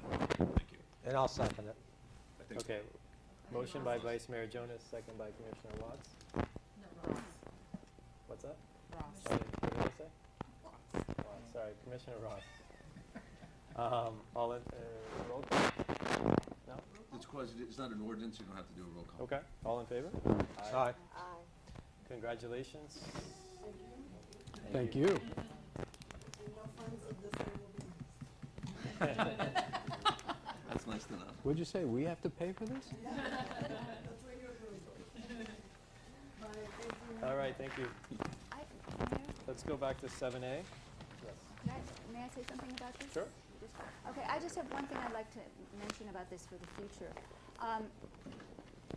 We received copies of the advertisements in the Daily Business Review regarding this, but I think that that should be adequate supposedly for all of the village residents to know, but I think very few people read the Daily Business Review. And when there is a variance requested, I know that legally we're responsible, they're responsible to ask the neighbors for their opinion, but I wonder whether or not we could just, have an email blast saying there is this variance request, should you be interested in seeing it and weighing in, because many of the people, anyone who's not here wouldn't have known of this. Mayor, But the property's within, what, 500 feet? you're right, so Mayor, from a legal point of view, there's the notice in the paper, but I think maybe you're thinking of Commissioner Watts, we are doing, which is within 500 feet. The people who would, it's a pool, so it's probably not gonna affect your entire village, but the people within, how many, 60 homeowners?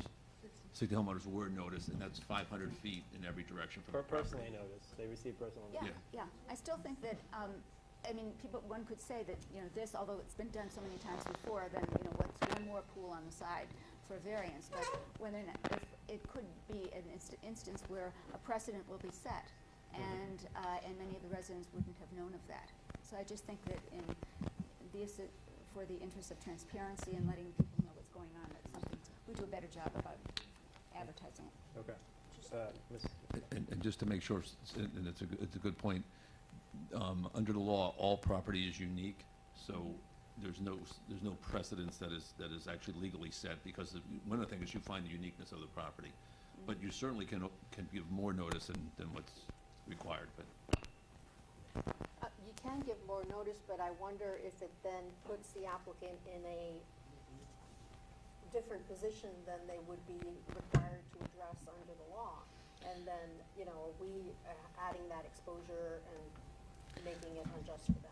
Yeah, that's a good, but what happens here is, and that's why we do the mail notice, if you are not within the 500 feet. If you're within the 500 feet, you can come here and you can testify. That's what the law provides. But if you're outside that 500 feet, and that's why the mayor opened to the public, and if someone came up, as they were coming up, I was going to remind this commission that that is not evidentiary, but it's certainly something that you can listen to. So if this were advertised in the Miami Herald, anyone who gets Miami Herald would notice it. Yeah, it's just that the Miami Herald is about 10 times. Yes, I know. So Okay. I'm asking that we have some other way of letting it be known, because I don't think that the majority of residents in the village are going to look at the Daily Business Review on a regular basis. Okay. All right, any other comments? Yeah, I think it's so great that, that people make an investment like that in their homes in the village, and they spend the money to improve them, and it's just really a credit to the entire village, and they have the patience to go through this kind of a procedure with us. So I'm just very grateful to them that they do it. Yeah, I agree. Commissioner Wars, I understand what you're saying. I just think that the personal notice to a radius of 500 feet is, I think, pretty sufficient. Just wanted to say what I thought. But, all right, any other comments? So let's move on to 7A, sanitation transition update. Well, we've made it through our second month with Waste Pro. The first month was rocky. We saw great improvement in the month of November, and I actually went today to the Track Easy system and pulled a report and looked at it that just gave me a summary of the amount of requests and complaints that we received in October versus November. In October, we received 192 for the month. Of course, we were working to continually improve that during that time. For November, we received 36. So we've seen a marked improvement, and it's not perfect yet, and that is what we're striving for. We'll continue. All right, thank you. Any questions? Questions? I'm sorry, I meant to bring this up last week, but I was busy. A resident called me and told me that he or she saw our public works employees measuring the yard trash, the yard waste, and that then if it was over 3 by 3 feet or whatever, then people were being charged. And the person talked with the public works employees, and these are not Waste Pro people. So is that going to be a common thing, that our employees that we're paying do Waste Pro's work? No, that's not. That is something that we do that if there's an urgency to try and help the resident out. Waste Pro is responsible for measuring and photographing the trash piles. They send that information to myself or to Caesar, and it's invoiced from the city. We do the invoicing on that so that the residents are paying the city, and we can track that. But the actual measuring and so forth, that is Waste Pro now. So this was just a one-time, once and a half lifetime? It had been transitioning That's over the the 2 transitioning months. process, yes. And we have been transitioning away from that. But during that time, as we were bringing Waste Pro on and up to speed, we helped them out with that as well. So, okay. Any other comments? Christian, thank you. Jess, thank you. All right, Erwin, financials.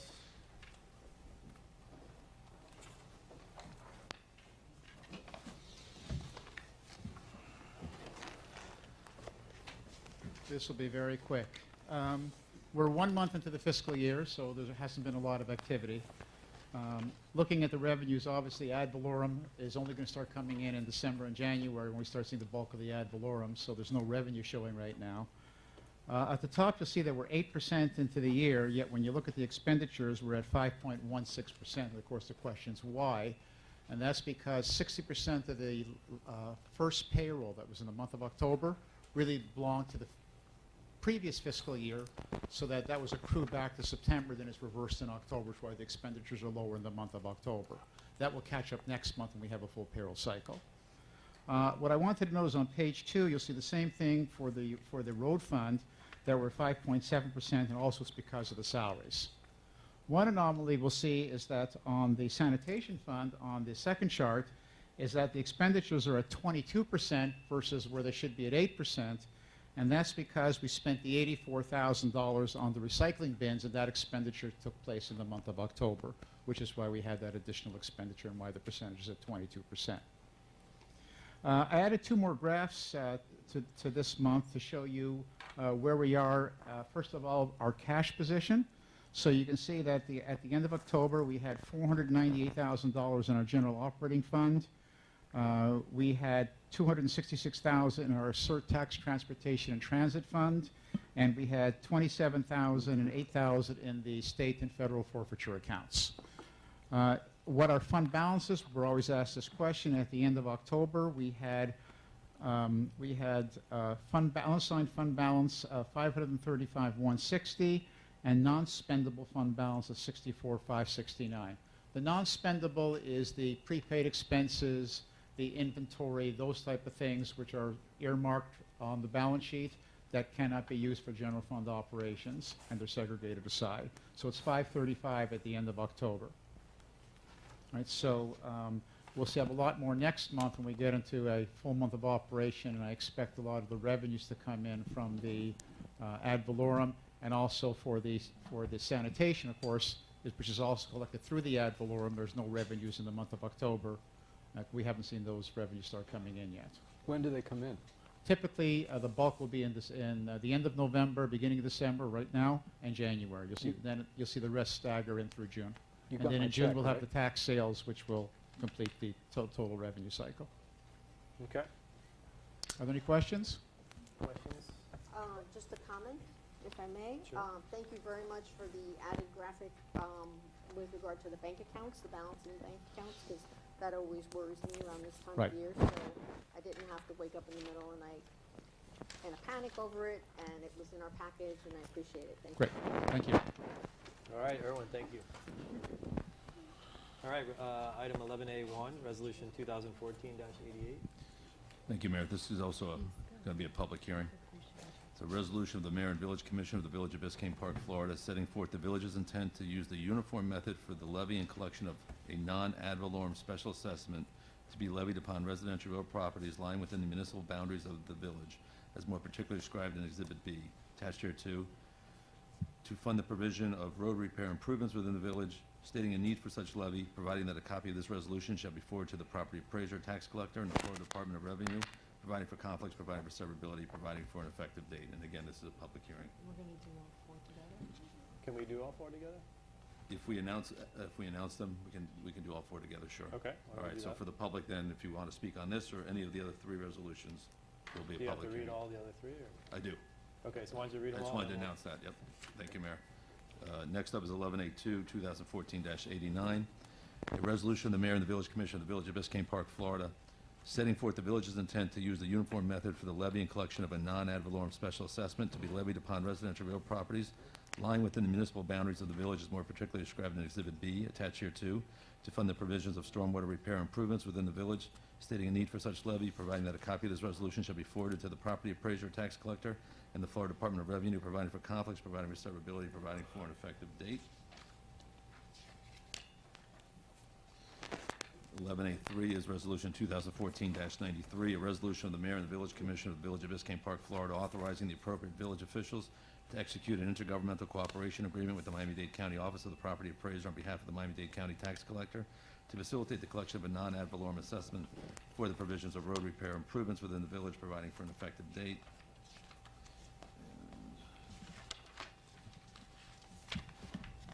11A4 is Resolution 2014-94, a resolution of the Mayor and Village Commission of the Village of Biscayne Park, Florida, authorizing the appropriate village officials to execute an intergovernmental cooperation agreement with the Miami-Dade County Office of the Property Appraiser on behalf of the Miami-Dade County Tax Collector to facilitate the collection of non-ad valorem assessments for the provision of stormwater repair improvements within the village, providing for effective date. Technically, only the first 2 are public hearings, but obviously we can let anyone speak on all 4 of them. Okay, so we'll open it up to the public. Anyone wishing to make any comments? Linda?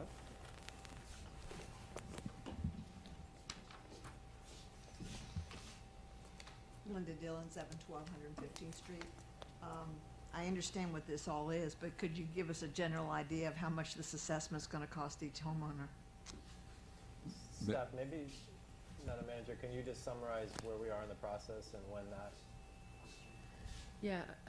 amount is going to be determined? So as we previously discussed at our September meeting, there's many steps per Florida state statute that the village has to follow in order to establish the assessment. The answer to your question, before I explain more about it, is that we will not know until the spring. We will need to go out and get proposals regarding what it would cost to do the first steps of the assessment, which would be the master plan. Then the cost of the assessment will be based on that total cost of the master plan divided by the number of households here in the village, much like how we do the garbage and sanitation assessment. We do not know that number yet.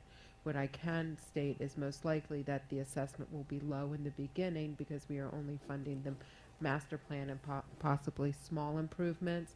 But as we go forward and once the assessment is done, that assessment should be expected to increase. Whether the commission at the time, 2-3 years down the road from now, after the master plan is complete, decides to do all of the work at one time, you would have a very large assessment, or if they decide to phase it, you would have a much more manageable assessment. But we do not know that cost at this time. Okay, any other public comment?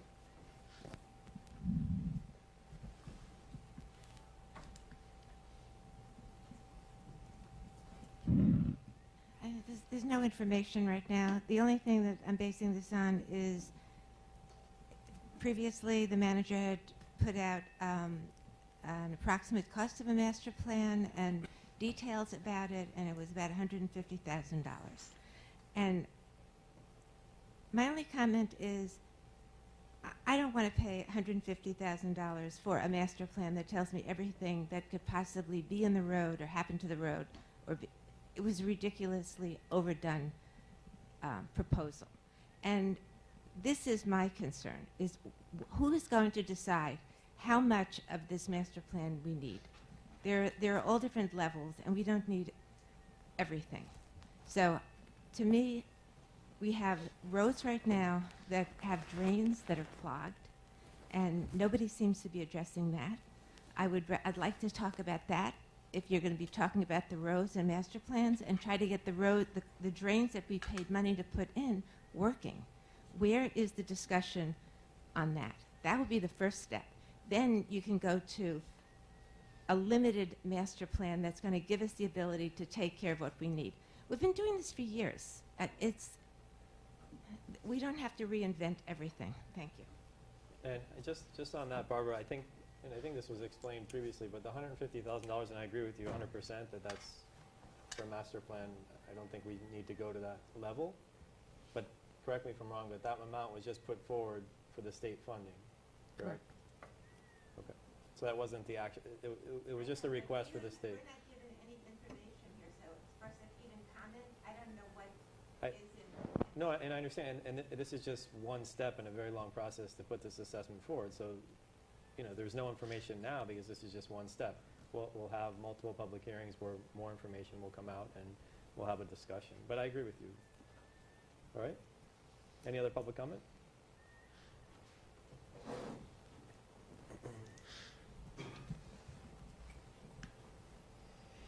I agree with you too, Barbara. Harvey Build for 50 Northeast 121st Street. Didn't we do a master plan like 4 or 5 years ago? Not for this type of, I thought we did a master plan about how many houses we had, what the roads had to be like, what changes we should make, or... right, but I believe you're talking about a master plan as far as... Traffic study? No, it wasn't a traffic study. No. Maybe the comprehensive plan you're thinking of? Maybe it was a comprehensive plan. The comprehensive plan is different than the master plan. So this is a technical engineering plan that would talk about how we need to make long-term improvements to the drainage and road systems. Oh, okay, fine. Okay, thank you, Harvey. Any other comments? All right. But going forward with this doesn't commit us to an enormous master plan. We No. still have No. to change our, we still have to decide how we spend Yeah. funds. Mayor, if I may, what this is doing is putting the property appraiser, giving them full notice to prepare, because we are going to come forward with a non-ad valorem assessment on a couple, one or two issues, depending on how you vote. Mayor? Okay. Yes. As far as the stormwater portion of this, going forward, when we get there, if it doesn't include cleaning and maintaining what we already have, when we first start with it, I won't be able to support that part of it, okay? I'm sorry. Because not to start with a master plan for the stormwater, taxing all of our residents extra money, and they see nothing coming from it. Down the road, they will. But if we're going to do this, we need to show our residents something, which is maintaining and cleaning all of our drains. I agree with Commissioner Anderson. Steph, can you speak to that? Is that something that's, I'm sorry, I was just completing my notes. Absolutely, it can be included in the assessment. When we set the assessment in the spring, the assessment could have multiple components, including the creation of a master plan and ongoing maintenance of our existing systems and what that cost may be. Currently, that is done through our in-house employees, so we could spend the next few months looking at if we would be continuing it in-house, or if maybe 4 times a year like other cities do, we would bring in a large vac con and clean out our drains and those type of things. We certainly can include those costs in the assessment. And that's the only way you'll be able to clean these drains. Just scooping out from the Correct. catch basins does not clean out the whole Correct. system. Yeah, we need a vac con in here. And we need to, in other words, what I'm saying is the only way I'm going to be able to support this later is if that's included into that. okay. That's completely doable. It's what most cities do as their annual ongoing maintenance. One of the issues is that we haven't been doing that, and we also don't have the discipline on staff. I mean, not by dedication, but the discipline as far as the technical aspects of figuring out when that needs to be done, how that needs to be done. So we need to make an investment and get a consultant or get someone to help us in those areas, and then we can set a schedule and, do the right maintenance going forward. And that's where Craig A. Smith, that was who the commission approved as our city engineer. That's where they come into play over the next few months to help us determine this assessment. Okay. All right. So we need to vote on all, can we vote on all 4 together? I'd like to do it individually. Okay. It's 2014-88 is the first one. I make a motion that we approve resolution 2014-88. Okay. Motion by Commissioner Ross, second by Commissioner Anderson. All in favor? Aye. Aye. Motion carries 5-0. 2014-89. I'll make that motion to approve 2014-89. Motion by Commissioner Ross, second by, What? yeah, I'll second. Commissioner Anderson. All in favor? Aye. Aye. 2014-93. I'll make a motion to approve. Motion by Commissioner Anderson, Freaking me out. second. Okay. Vice Mayor Jonas, all in favor? Aye. Aye. 2014-94. I'll make Commissioner that Watts? motion I'll unless second someone that. else wants to. All right, a motion by Commissioner Ross, second by Commissioner Anderson, all in favor? Aye. Motion carries. All right, 11B, Resolution 2014-90.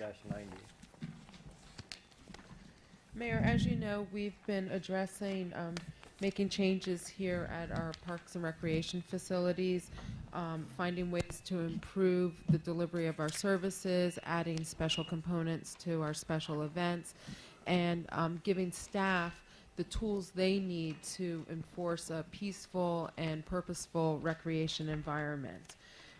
Shalisa joined us a few months ago, and over the last few months, she has been looking at other cities as well as the counties' parks and recreation rules and procedures and has put together this document that we would like to go forward with. This would allow us to have some teeth in our enforcement with our users.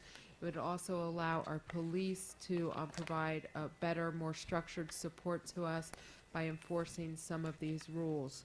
Some of the highlights in the document that you have in front of you, as I stated, establishes the authority for the police department and park employees to enforce the rules. It prohibits vehicles, bicycles, tricycles, motorcycles, scooters, and so on the fields. It establishes rules for parking, including prohibiting parking on medians throughout the village, except as authorized by the village manager.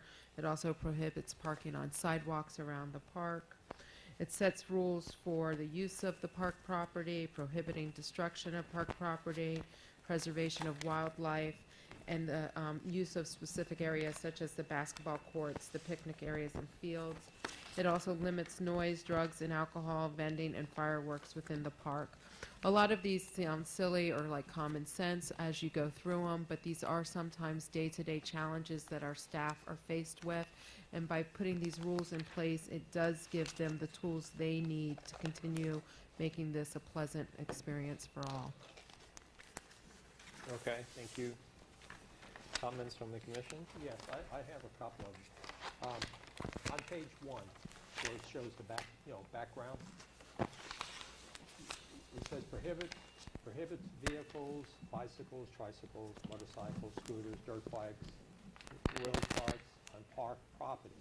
But farther into the document, it says that you can have a bicycle or a scooter as long as you're walking it at a normal walking. So I mean, to me, that's sort of a conflict. Well, that's just the cover memo to give a summary. The rule 4 is what would stand. Okay, the other part in there, on parking, on medians and stuff like that, you can't do it without the approval from the manager. I'd like to see also the chief involved in that, so it could be either the manager or the chief. Our process that's in place is that any special events go through all of the departments, but ultimately it's the manager that signs off. It's a matter, of course, for us to consult with the chief. All right, because people, when they have parties, it has always been allowed to go ahead and, of an overflow of vehicles to be able to be parked on, in the medians. Correct. And so we can still do that, but now we just got to make sure that when somebody has a party, they need to notify you to get approval. Well, they go through staff, and there's a checklist that is routed to all staff members. It's the public services manager, it's the police chief, it's any department that's involved. But ultimately, when you're writing a rule or procedure, you need to have one person of authority. The chief is definitely consulted, because then we have a procedure in place already where we notify the police department there's a party going on 8th Court this weekend. They are permissible to park on the median. That's our standard procedure. Mayor? Yes. I have many questions, but regarding that, what Commissioner Anderson said. But now it would be, is what you indicated to me, that they will have to post a $150 check or something in order to do that? In the fee schedule that was approved by the commission, what we ask for is a $150 deposit to be left with the village in case there's any damage done to the median. It's a check, we don't cash it, we give it back to them at the end of the next Monday after their event, when we go back and make sure there's no damage to the medians. Okay, would this rule be for maybe 5 cars, or is there over 25 cars, or what? Because I can see someone having an engagement party or small party that one of my neighbors had a wedding shower, baby shower a few weeks ago, and not every car could fit on her front yard, and I think that some people would be shocked and upset to have to go through bureaucratic getting signatures signed all over the place to get permission. Right, because If it's something that doesn't They don't have to get signatures signed. We have an internal process where we make sure that all of our departments are notified. We have conflicting feelings here in the sense that we want to improve our medians, improve the overall look of the village. We want to invest money into improving our medians. We don't want our landscapers parking on medians or our construction companies, but we have to somehow make sure that we have processes and procedures in place so that when it does take place, we're protecting the medians. We can't enforce it one way towards a goal and not enforce it at the same time, but still have those goals in place. I shared with you, Commissioner Watts, an example. There was a resident. They knew to contact Village Hall already. They were having a party. I explained to her the procedure. She had no problem with it. It was a Friday when we started this conversation. She was not going to be able to leave work early to get to Village Hall to leave the 150. I said to her, this email kind of stands as our agreement, you know. We're not bureaucratic. I mean, if I would hope that no one has said that in the last 11, 12 months, that we've been bureaucratic about any interaction.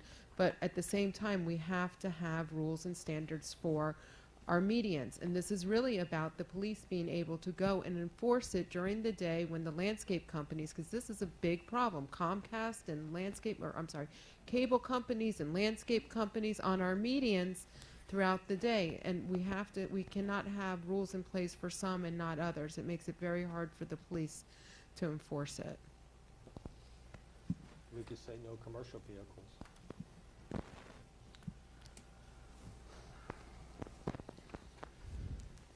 If that's the direction the commission wants to go in. And it's, the things that just worry me, if they're a person's yard that has cars in it and maybe for 2 hours, two cars parked in the median, will they be ticketed? I mean, something like this happened to my neighbor several years ago. A different police administration, different policeman, but he just was fixing the his driveway, the gravel, repaving the driveway, but while it was drying, parked the car on the median, and it ended up in a ticket, a fine, a jail, everything. So I mean, over just one single car, so I just don't want that kind of thing to happen, and this community I think everyone's reasonable, and I think there could be some communication between the resident, the police officer, staff, and this can all be worked out. We're doing it now. Be it a code enforcement officer, staff, all staff has been empowered to go and speak to people and ask them to move off the medians. Commissioner Watts, do you have any other comments? Yes, many, but I'll leave them for another time, some of them. But one, I think with this, there's a confusion as to whether or not this refers to just the parks, like this block, the rec center and adjacent property, and all of the medians. And we talked about this afternoon, and if all these rules refer to the medians, then no one on the median can go play ball with his child or something, unless we specify here that you can play ball on a regular median. These apply just to the parks. But you see, it's not clear in this document, I don't think. Yeah, I was taking it as all the large medians, because they're considered parks. Yeah. So then, my neighbor who has a 6-year-old boy can't play soccer or practice soccer, or when he was trying to learn how to ride a bike without training wheels, practiced on the median, so when the child fell over, he wouldn't crash his head onto the concrete. So none of those things would be allowed on people's medians. Can you point to the language that says that, so that maybe staff can address your concern? I did. Well, is it the definition of parks and parkways, the first? Yeah. If this includes everything, then I think that some of the rules that follow. But read the definition of parks and parkways. Oh, I asked. Included medians on parks and parkways. Parks, parkways, recreational areas, and other areas operated and maintained by the village board, Village of Biscayne Park Public Works and Park Recreation Department, are defined to mean parks, wayside parks, parkways, playgrounds, recreation fields, buildings therein, and all public service facilities, buildings, and structures in the Village of Biscayne Park, which are under the control of or assigned for upkeep, maintenance, or operation by Public Works or Parks and Rec. So you think that the medians are included? Well, that's what I was told this afternoon. No. But even if it did include the medians, where does it say you can't throw a ball? Then later, Well, one, there's the Rule 4, bicycles, tricycles, motorcycle scooters, and dirt bikes, and that I can understand, the dirt bikes and scooters and everything. But then there was the thing about playing ball, except in, oh yeah, B, on page 3, top blinds. So that would be page 3 of 6, under Rule 6, preservation of property. Okay, no person shall, no, that's not it. No, I've got the thing wrong. I'm sorry, where's the playing ball? Boilerplate, okay. I'm sorry, I can't find that It's page. Rule 11. Okay. I can't find that page. What about the playing Page ball? 506 is Okay, I've games. missed that. Yeah. Yeah, no, I can't find that page. Page 666. So that would apply to the medians. No, but read Rule 11.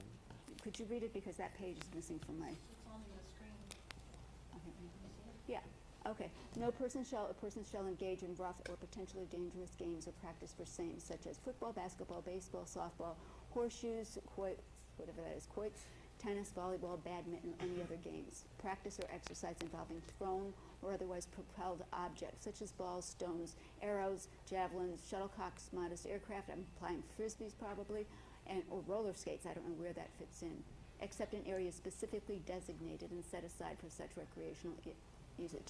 Now, if that's the case, then in a median, unless we say that all medians are designated for people to be able to play in them. I think the key language there is potentially dangerous. The idea is that you can't play badminton, or tackle football. badminton in the tot lot. You can't play racquetball against the side of the building here. That's the intention. The intention's not to stop children from playing ball in the median in front of their house. It's not. I mean, Okay, maybe we can tighten that language a little bit. Yeah, because I think that it But seems to- I agree. So, I had a couple of, if you have any more, Barb? No, go ahead. I had a couple of items that I discussed with the manager earlier, and maybe we can just give her all of those comments, and she can see how they fit into what's being proposed here. The one concern, or one of the concerns I had, was that we have in place a rule with the basketball court that prohibits full court play, and that was put in specifically to discourage those, those heavy, very aggressive players from coming to use our basketball court, and then that coverage would just force the children or casual players off the court. And so we put the rule in, you can only play half court, and that it was a big help. So I'd like to see that would be incorporated. I know that we have other rules posted outside, and maybe it's being a little too persnickety to include those, but we went through the expense of making a big sign to post the rules. So Yeah, like, is it like time limitations, or is that what you mean? time limitations to use the field or the time for the operation of the park? Both. The court, the basketball court, or maybe I missed it. We did we put the? Oh, it's not in the rules? It should be in the rules. It was to So sunset. hours of operation. We can add hours of operation. then, just like big picture generally, from the memo it says, part of the goal here is to establish authority for the police department to enforce the rules. And I guess my question is to the attorney is, will this resolution establish that authority, or does it need to be by way of an ordinance, by way of a law? And then the second question is, this document doesn't talk about any penalties, so what is the police going to do what will they be able to do to enforce? Right. If you want to have direct citation ability with a law, because these are procedures and rules, for the police to actually, or code enforcement for that matter, to cite, you would do it by an ordinance. And cities differ with how to do this. By doing rules and policies, because it's our property, what the police have the authority to do is not to cite them for a violation of the rule or policy, but it's our property, they're our agent. If someone is violating it, for example, you have 25 people out there that didn't get a permit, now actually we do have that in an ordinance, that, but they're playing full court basketball, they're asked to stop. It's a violation of a rule or policy. Since the police are our agent and we own that property, the ultimate enforcement is you need to leave the park. You're violating our policies and you're not obeying them. And so as our agent, they are allowed to bar people, to trespass them after warning. They're allowed to force them to leave. It can be done by ordinance, and then if you do it by ordinance, you're correct, Commissioner, that you could then have direct citation, but I haven't spoken directly with the manager on this, but I think this is probably the kinder and first step to see if this works. So if they're in violation of these regulations, they're asked to leave, if not, it's considered trespass. Correct. Exactly right, because it's unique, it's not like a lot of other code violations. We own the property, and because we own it, they, as our agent, can say, you're violating a rule policy, you must now leave. A couple of other things. Okay, I have a couple of other. Okay, Commissioner Watson, then. Okay. Then a couple on page 3 of 6, and I think this was like, sort of boilerplate, it's a cut and paste job, but on page 3 of 6B, the first item, that people are prohibited from throwing or depositing or permitting to be deposited on any sidewalk, alleyway, medians, blah, blah, blah, waste or other material. Why do we have private property included? If this is about parks and our parks, I mean, it's nice that we should say no one should throw litter on private property, but that has nothing to do with parks. That was in the Miami-Dade County rules as well. Yeah, it was something that was in the Miami-Dade County rules. We can take it out. Okay. And then, we could add a provision in another kind of an ordinance or resolution, that's fine. But also on that page under Rule 8 in domestic animals, I think a word was missing from the first sentence because it doesn't make sense. A, no party owning or having charge, care, custody, or control of any dog into or upon any public park in the Village of Biscayne Park, semicolon. I don't know what. Yeah, you're right. Rule no, 8A. Rule 8, yeah, 8A. There's no, Yeah, I there's thought no sense to that. Right. Okay. Then also under Rule 9, picnic areas and use. Again, this seems boilerplate because there are all these provisions, unless we're planning to put them up, but fireplaces in our picnic shelters, in our lot pavilion. We have fireplaces. We have fireplaces out We there? have the charcoal grills. They're called Do we have fireplaces. those? Okay, then. Yeah. Okay, I think that's it. Okay. Commissioner Anderson? Yeah, on page 3 of 6, E, where it says no person shall write, paint, draw any inscription, figure, or mark of any type. Well, it's on, on any public or private building or structure, etc. How will this pertain? Because I know over the years, from time to time, the city sponsors sidewalk drawings. What sidewalks? In other words, where they do the chalk drawings. Yeah, it's been mainly over on the sidewalk here by the rec center. This, I think, means graffiti. Okay, this but I is- mean, it won't, in other words, the city could sponsor, it wouldn't be in conflict with this then. Why don't you just add something like without authorization? We can do that. Okay, anything else? Okay, there's one other thing. I'd like to see something about closing time. Right now, we Yeah, basically have We as said that. sundown. I'd like to change that a half hour before sundown. This way, it doesn't have to be pitch black before, or the sun has just sunk before the police can enforce something. It gives it like a half an hour window for the What police are to- the hours now posted?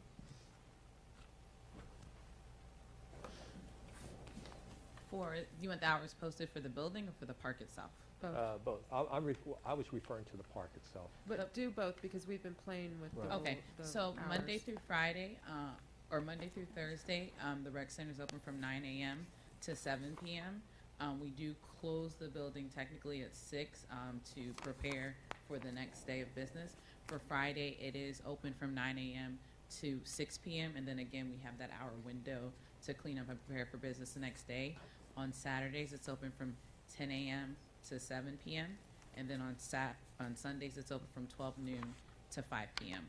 The park is open from sun up, and then we close at dusk, but we do, like you said, we do go around and make sure that the renters know that it's closing like half an hour before, and then the basketball court, we have designated that it does close at 6 p.m. Shalisa? Yes. Yeah, I remember seeing something like this in the article, the materials that you sent us, and I can't find it where, but I was thinking about the sundown. If this document refers to all of the medians, then does that mean that people cannot go sit on one of the benches in our medians? This after document sundown? does not refer to all the medians. The only part that refers to all the medians is the section where it says no parking is allowed in the medians. Okay, so nothing in this document aside from no parking Correct. applies. All right, I just hope that that's really clear. in So the final thing. our police are able to encourage people to leave before actual sundown From the basketball court or from the park itself? from the park itself. We do that ourselves as staffing. So when we're doing rounds and things like that, we let the patrons know that the park will be closing at sundown.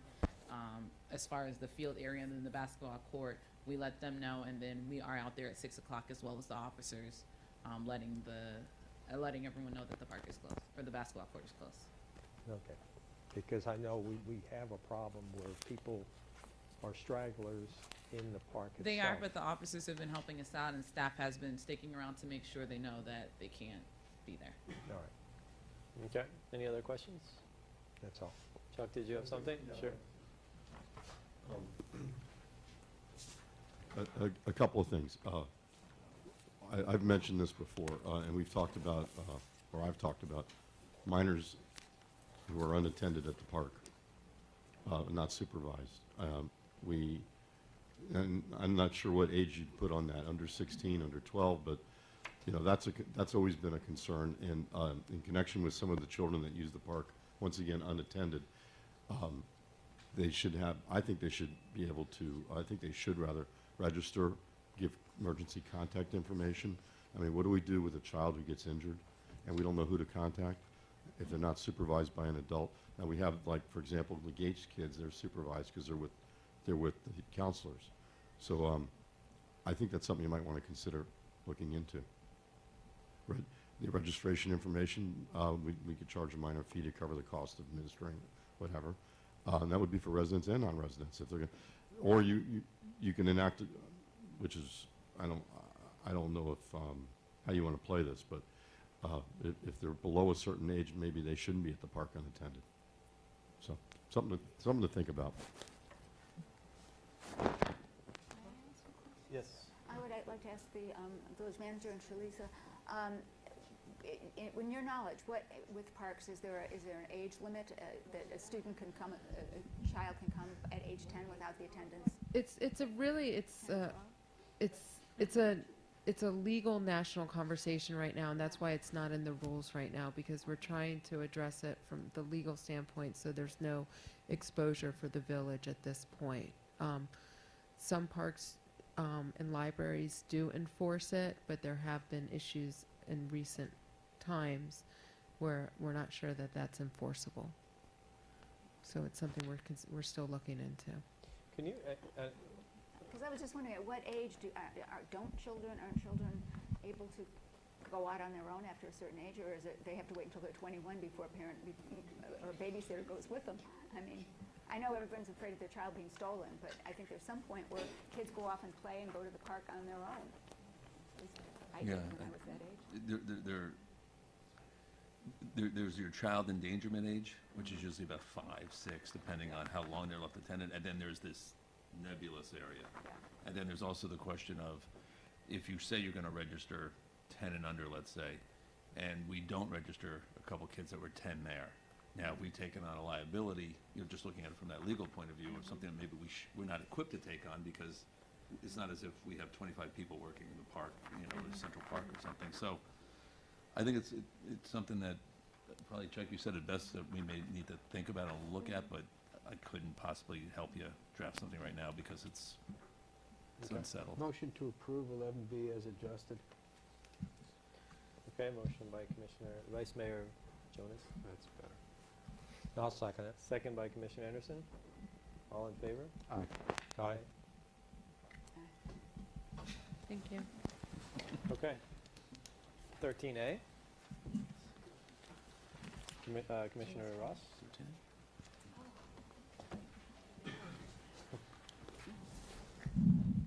So 13A is an event that happens and has happened for the last several years in January. It's the Martin Luther King Day of Service. And traditionally, we've done this not on the actual holiday because we've called in staff for support and we wanted to give staff the opportunity to have the holiday off. So traditionally, we've done it on the Saturday following Martin Luther King Day. And we have raised some funds, some of which you've seen recently planted in the areas surrounding, abutting the 6th Avenue Bridge. And we've done also plantings along 6th Avenue, which now have grown into great coverage to shield 6th Avenue from what's currently our police parking lot. So I think it's a really good event for our community. We've done it at times in partnership with North Miami, and we've done it also just on our own. I brought the proclamation this month because it's going to require a bit of planning and coordinating on staff's part. And so I spoke earlier with the manager. We kicked around what could the projects be, and we, I think, settled on, and of course, I'm open to suggestions from everyone on the council. We settled on trying to enhance the 10th Avenue median at least, well, 121st Street. We've talked about doing end caps at those places where we have wider medians. So starting with 10th Avenue, perhaps cleaning up and doing the planting that Park and Parkways has been in discussion about. Doing that treatment there on 10th Avenue, then maybe cleaning up some of that median for a block or two to the south. This is what we're just, toying with right now, but if there's other suggestions from the commission,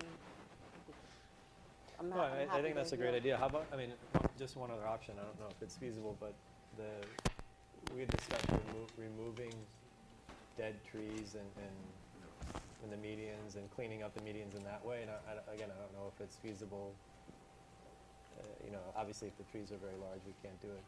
But a lot of the trees are very small. They're stalks of palms that are dead. There's It's another option. staff's addressing that, and those are scattered throughout. So, and Yeah. I think Commissioner Ross likes to do a cohesive. Yeah. Okay. I think it's a bigger job, Dave. I think it requires tools that, Yeah, no, most of us don't have. Rox, what day are we talking about? Did you pick a date yet? No, I actually didn't look at the calendar, but whatever that Saturday is,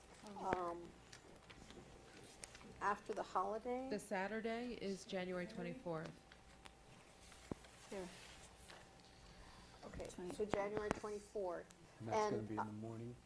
It's generally done in the morning. The manager would have to coordinate with staff, and so I don't want to, commit them to a time, but it's generally just a couple of hours in the morning. One of the more important features of the event is that it's fundraising. So this is an opportunity for our residents to come out and lend a hand with the project, but also open up your checkbook and write a check, because all of those funds, and I have a matching grant of up to $150, all of those funds will go towards future landscaping and enhancements here in the village. So that was an important thing I didn't want to forget to mention. And as long as everyone's good with 10th Avenue, or if the manager comes up with a more suitable spot, or a spot that is in greater need of attention, I'm sure Christian has seen a lot of them around the village, then we can go there. But the point is to get No, just No. one block or two. the end cap at 121st Street. Right. And then, a block in, I guess, clean up that median and make it Okay. nicer. I can't lobby for the 31st, can I? I'm open, I don't have an issue with that. I just should be close to the holiday, and whenever the manager feels like it's appropriate to have a couple of staff, public works people come in. I couldn't make it on the 24th or the Saturday before that. It should be what's most convenient for staff. It's the 31st, okay? I have no issue. I mean, we have plenty of time to inform staff. Okay. Yeah, it's okay. Yeah, it's fine with me. All right, great. Okay, yeah, I just wanted to suggest that if you do stay with the 121st Street, or 10th Avenue, years ago, before the Parks and Parkways Board became a board, the committee spent a summer going up and down 10th Avenue, taking notes as to what should be done. And probably Dan Keyes has that sort of thing, so, that information. So there may be records as to what types of things that plantings or whatever, what needed to be taken out. That'll be good to have, and they've also recently been discussing some sort of palette of plantings to put into the median, so, we would take all of those suggestions and then work them in. Okay. Commissioner Ross, thank you. Mayor, if we yes. may, yeah, 11C, we We've got skipped, which 11C. is Old 8F. All right, Which is, 11C. since it was pulled, I'll read it Oh. to you. I'm Oh, sorry, sorry. before we close this up, I think there's a proclamation that's attached, and sometime before now, and then whichever the Saturday is, Mayor, if you would sign that for us and Sure. make it official. Martin Luther King Day of Service on the 24th or the 31st. Okay, excellent. Okay, thank you.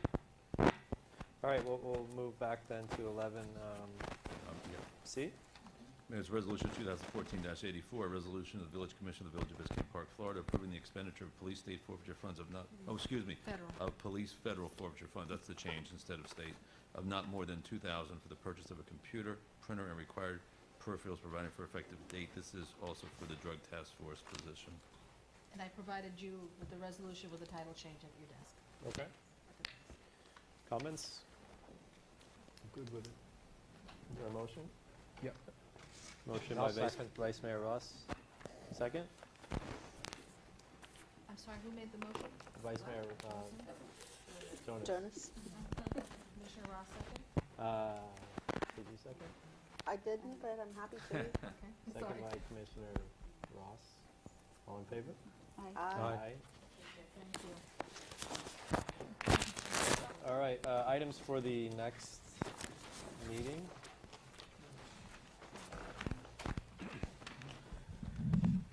Any items? Just one item that I discussed with the manager is, I know we're due to do her evaluations, and I have given myself that homework to get it done and meet with her sometime between now and the next meeting, so I hope we can have that report in January. When are they due? We're supposed Today. to do it, yeah. They would do today. I started mine last night. We were supposed to go over them, but due to y'all's schedules and your generosity with my schedule over the last couple weeks, we haven't had a chance to meet individually. So Okay. we'll do it at the meeting in January, but it's important that I meet with each of you. All right, Yeah, Commissioner Watts? I had a question about that, because in the agenda item about the assessment of the village manager last time, it said that then at the next meeting, there will be a summary presented as to what was said. Who makes up the summary? Who writes the summary? Does the village manager write the summary of her own assessments? We would have a discussion summarizing what everyone would have an opportunity to chime in. I would share with you what I learned in my evaluations, what my goals are for the coming year, and you all certainly would chime in with a summary of your, Okay, because it's an open discussion, it's not formal. I didn't understand. Yeah. Okay, anything else? Yes, I will bring back the discussion of the Rock Pineland resolution that I presented to the commission last month.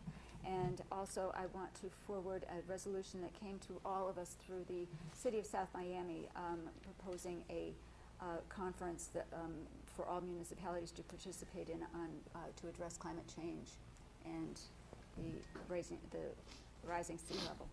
But didn't we already consider the rock? No, we said we would consider it again later. Commissioner Ross said she didn't know enough about it, and I said I would provide you with more research and such like that. Okay. Then I just wanted to have a discussion just to find out about whether or not there's a problem with the cat population here in Biscayne Park. Do we have feral cats or not? Yeah, and so I think that we should, if we do, I've got one that's coming into my house daily now. But I think that if we do have a problem, we might start to address that. Let's just take care of that. Does Major Salas still live here?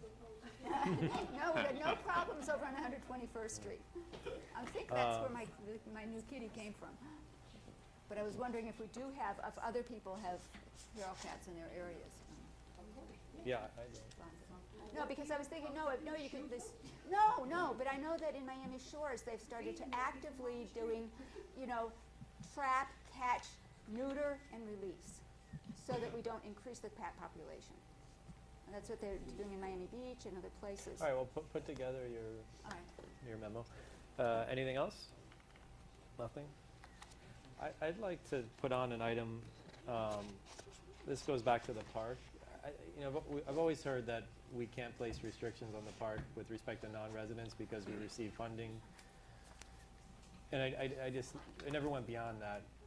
And I'd like to discuss that. For example, was the funding just to build the structure? Was it to do other improvements? I just like to know the details and the nuances of that so that we understand what we can and cannot do with respect to non-residents. So I'd like to have that discussion.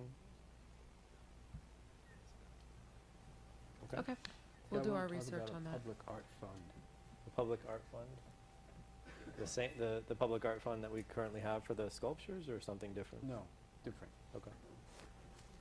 All right, anything else? That's it? All right, village manager report. I met with our consultants regarding the annexation process. They are working with the county to finalize the petition language, and they hope to go out and get signatures within the next couple weeks. We have also been meeting with members in North Miami, staff as well as elected officials regarding the conflicting annexation applications and trying to make some movement on there. The North Miami application will be going to the Planning Advisory Board at the county on December 15th.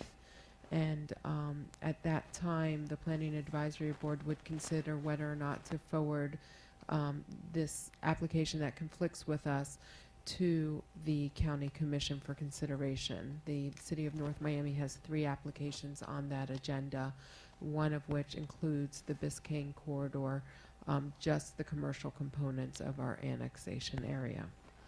Regarding the... Is it just a quick question on Sure. that? Is there any indication from our lobbyists whether they think the PAB will move forward with the recommendation to the commission, or whether because there's a conflict whether they'll hold it? They don't really have a sense of the PAB as that's citizen board, but they do have So based on their interactions with staff.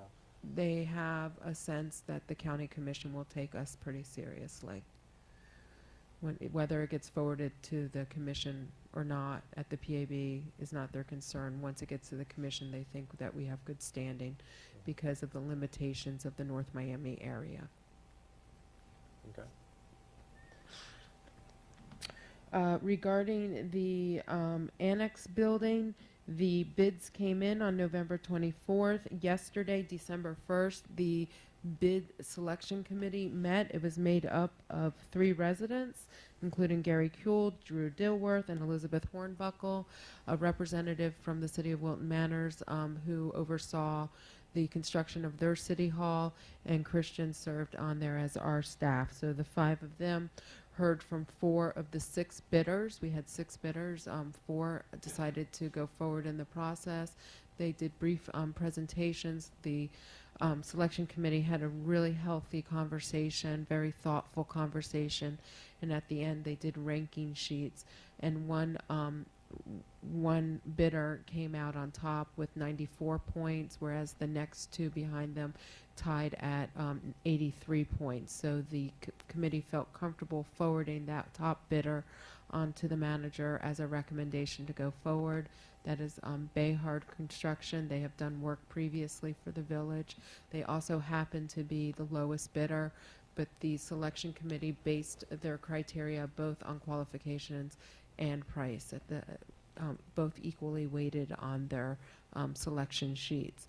So we will be coming forward at the special meeting next Tuesday, December 9th, with the contract for Bayhar Construction to move forward with them as our contractor on the annex building. We have planned now a ceremonial groundbreaking for December 18th. Due to permitting and the holidays, most likely full construction will not start till January, but we wanted to do a ceremonial groundbreaking, and that would then give Behar Construction an opportunity to mobilize the site and start as soon as they have the permits that are let by the county. I followed up with the county today regarding our permits and let them know that it was a priority, and it was forwarded up to the division director. Moving on to the, I'm sorry? For the groundbreaking, at what time? Did you put it on here? No, I think we were looking semi-early around 5:30 because of it getting dark. 5:30. Heidi, this is for the annex only or the restoration too? The annex only, the groundbreaking for the annex. Regarding the restoration of the log cabin, as you know, on the consent agenda tonight, you approved the Heisenbottle contract for us to continue with him as our historic architect for the annex building. As part of the special meeting next Tuesday will be the opportunity for the commission to have a conversation with Heisenbottle and for the public to also participate regarding what components will be included in the restoration of the log cabin. I know that When is that? next Tuesday at the special commission meeting. Oh, okay. The meeting starts at 6:30, so we'll have first the contract for the annex and then this discussion regarding Can you the send out log an cabin. e-blast and Yes, it's drafted and ready to go. 6:30 on Tuesday. I know that there's been some discussion about maintaining some of the components around the log cabin. We have been speaking to the state, and they feel strongly that the grant is for the removal of those additions and the restoration of the log cabin. I have briefed Mr. Heisenbottle on both the discussions that have been taking place as well as the discussions with the state, and he'll be prepared to discuss that further with the commission next week. And those are all my updates. bathroom? The bathroom. Christian?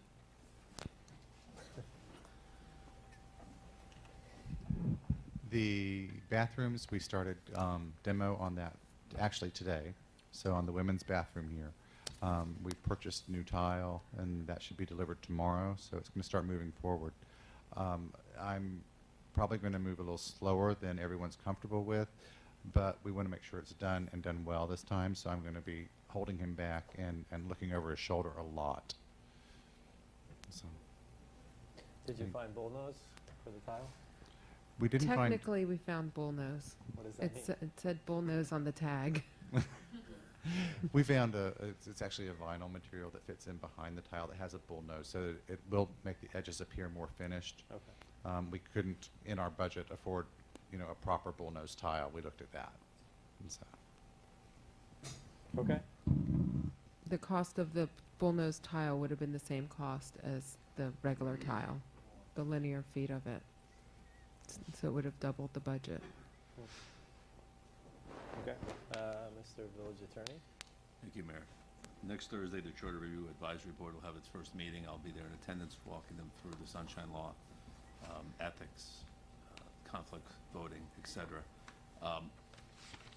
One of the questions I'll have for them, and I want to get the thought of this commission, is it may be helpful that they invite you in individually, of course, to give your thoughts on any charter amendments you may want to see. I think they may look for some direction from you, and I think that's helpful. I've done that in a lot of other cities now, and so if that's something you're interested in, I'm going to suggest that they might want to do that, and how I've done that in the past is, I would ask that, I know a lot of you sometimes go to these meetings, but for that meeting, that we would actually give you a 15-minute or half-hour window for you to come in, and I would ask everyone else not to be there. Again, it takes a two-way communication for a sunshine law violation, but as you know, that is frowned upon for you to listen to another commissioner give their advice on what they think, because it doesn't quite get to that violation since you do need the communication. But just like when we do emails, I BCC you in case someone sends an email out. That one's technically not a violation, but if someone responds to it, there's your violation. So, having said that, is there an interest for you to have some time with the charter review? I would suggest so. Okay. Yes, I'd like to. Okay. So you'll send, or somebody will send out a scheduling so we can sign up for a time? Right, I haven't spoken to the review committee, or the review board yet, but that's what I'm gonna suggest to them next Thursday, and I'm sure they'll be more than happy and excited to have you guys there. That's all I have, thank you, ma'am. Okay, thank you. One thing, North Miami water agreement? Communication has been hard. I know there's been a transition, but maybe we can start that dialogue up again. It's some of the things that we're doing in the county and they're doing in the county. Yeah, It's just, it's been hard. Okay. We continue to be open to it. We just entered an agreement with the police department on the fuel. And Regine Modestine signed off on that, and I had a brief conversation about moving forward on the water, but it's very slow for something that's very straightforward. Yeah. Speaking about water, we've had some recent issues with North Miami doing hydrant testing, cutting off water to some of the residents. And I know staff has asked, and the manager has asked before all of this, from previous things, before North Miami does things, to let us know. And it just seems like it's been falling on deaf ears with them. And do we need to go ahead and maybe have a letter sent from this commission to their commission? Because it seems like their staff isn't listening. I can tell you that I'm have almost enough positive we've done that before. If you remember, we've done a resolution, not only to enter into that water agreement, but 2 years ago, 3 years ago, we did a resolution asking them. And that, if you remember, came from their water plant and the surcharge on the water plant. So I'll be happy to, but. Christian has an update. And I made contact today with Mr. Louis Pierre, the Director of Public Works over there, and asked him specifically to start letting us know. He assured me in an email that he would. So at this point, it's, we'll see if he actually does it or not, and then we can follow up from there. Okay. Okay, then I'll propose that if it doesn't work, then our other alternative is reaching out to elected officials. Okay. I think that the best result will come from developing those personal relationships with the peers in the other city, as opposed to a piece of paper that goes in a file and is not really acknowledged. On the water issue, though, I do want to say, I think it's great that they're testing the hydrants, that they're making sure that they have the right flows, and that that's going to be safer for our community, for property, and for people. So I'm glad that they're taking the time to do that. All right. Any board updates?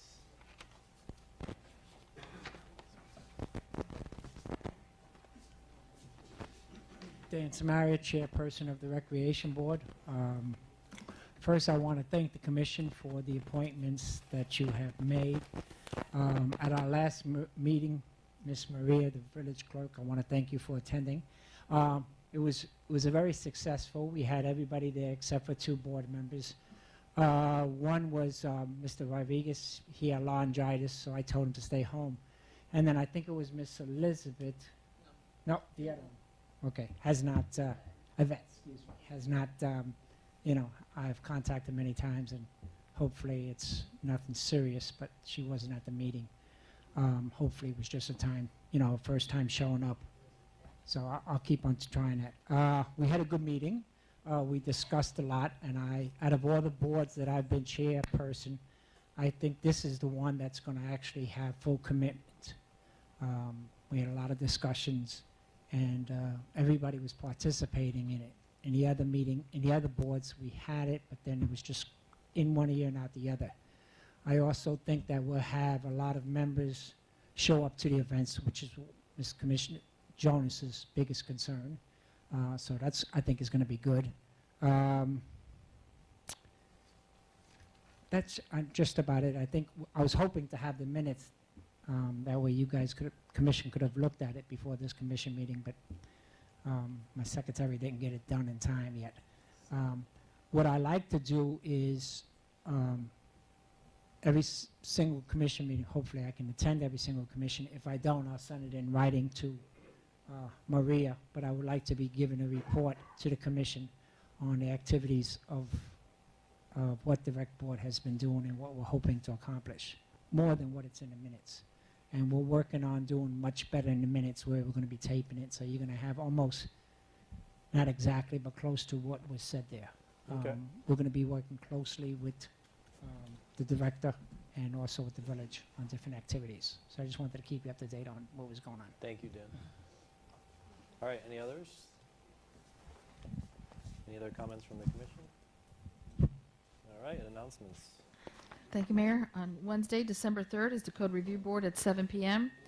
Saturday, December 6th is Walk a Hound, Lose a Pound at 9 a.m. We'll be meeting at the Recreation Center. Tuesday, December 9th, we have a special commission meeting at 6:30 p.m. Wednesday, December 10th is the Public Art Advisory Board at 6 p.m. Thursday, December 11th is the Charter Review Advisory Board meeting at 7 p.m. I just wanted to say at this meeting, we will set the regular schedule, so then I'll know the schedule to provide you all. Charter Review. Monday, December 15th is, on Friday, December 12th, Village Hall will be closing at 1 p.m. for our staff holiday party. On Monday, December 15th is Planning and Zoning Board at 6:30 p.m. Monday, December 15th is the Ecology Board at 6:30 p.m. Tuesday, December 16th is Code Compliance Board at 7 p.m. Tuesday, December 16th is the Recreation Advisory Board at 7 p.m. Wednesday, December 17th is the Code Review Board at 7 p.m. On Thursday, December 18th is the groundbreaking for the new annex building at 5:30 p.m. On Saturday, December 20th is Winterfest, which starts at 11 a.m. On Wednesday, December 24th, Village Hall will close at 12 noon. On Thursday, December 25th, all village departments are closed for Christmas. On Wednesday, December 31st, the Village Hall will close at 2 p.m. And on Thursday, January 1st, all village departments are closed for the new year. And our next regular commission meeting is Tuesday, January 6th, 2015 at 7 p.m. Thank you, Madam Clerk. Motion to adjourn? Motion All right. to adjourn. Thank you, everyone. Second.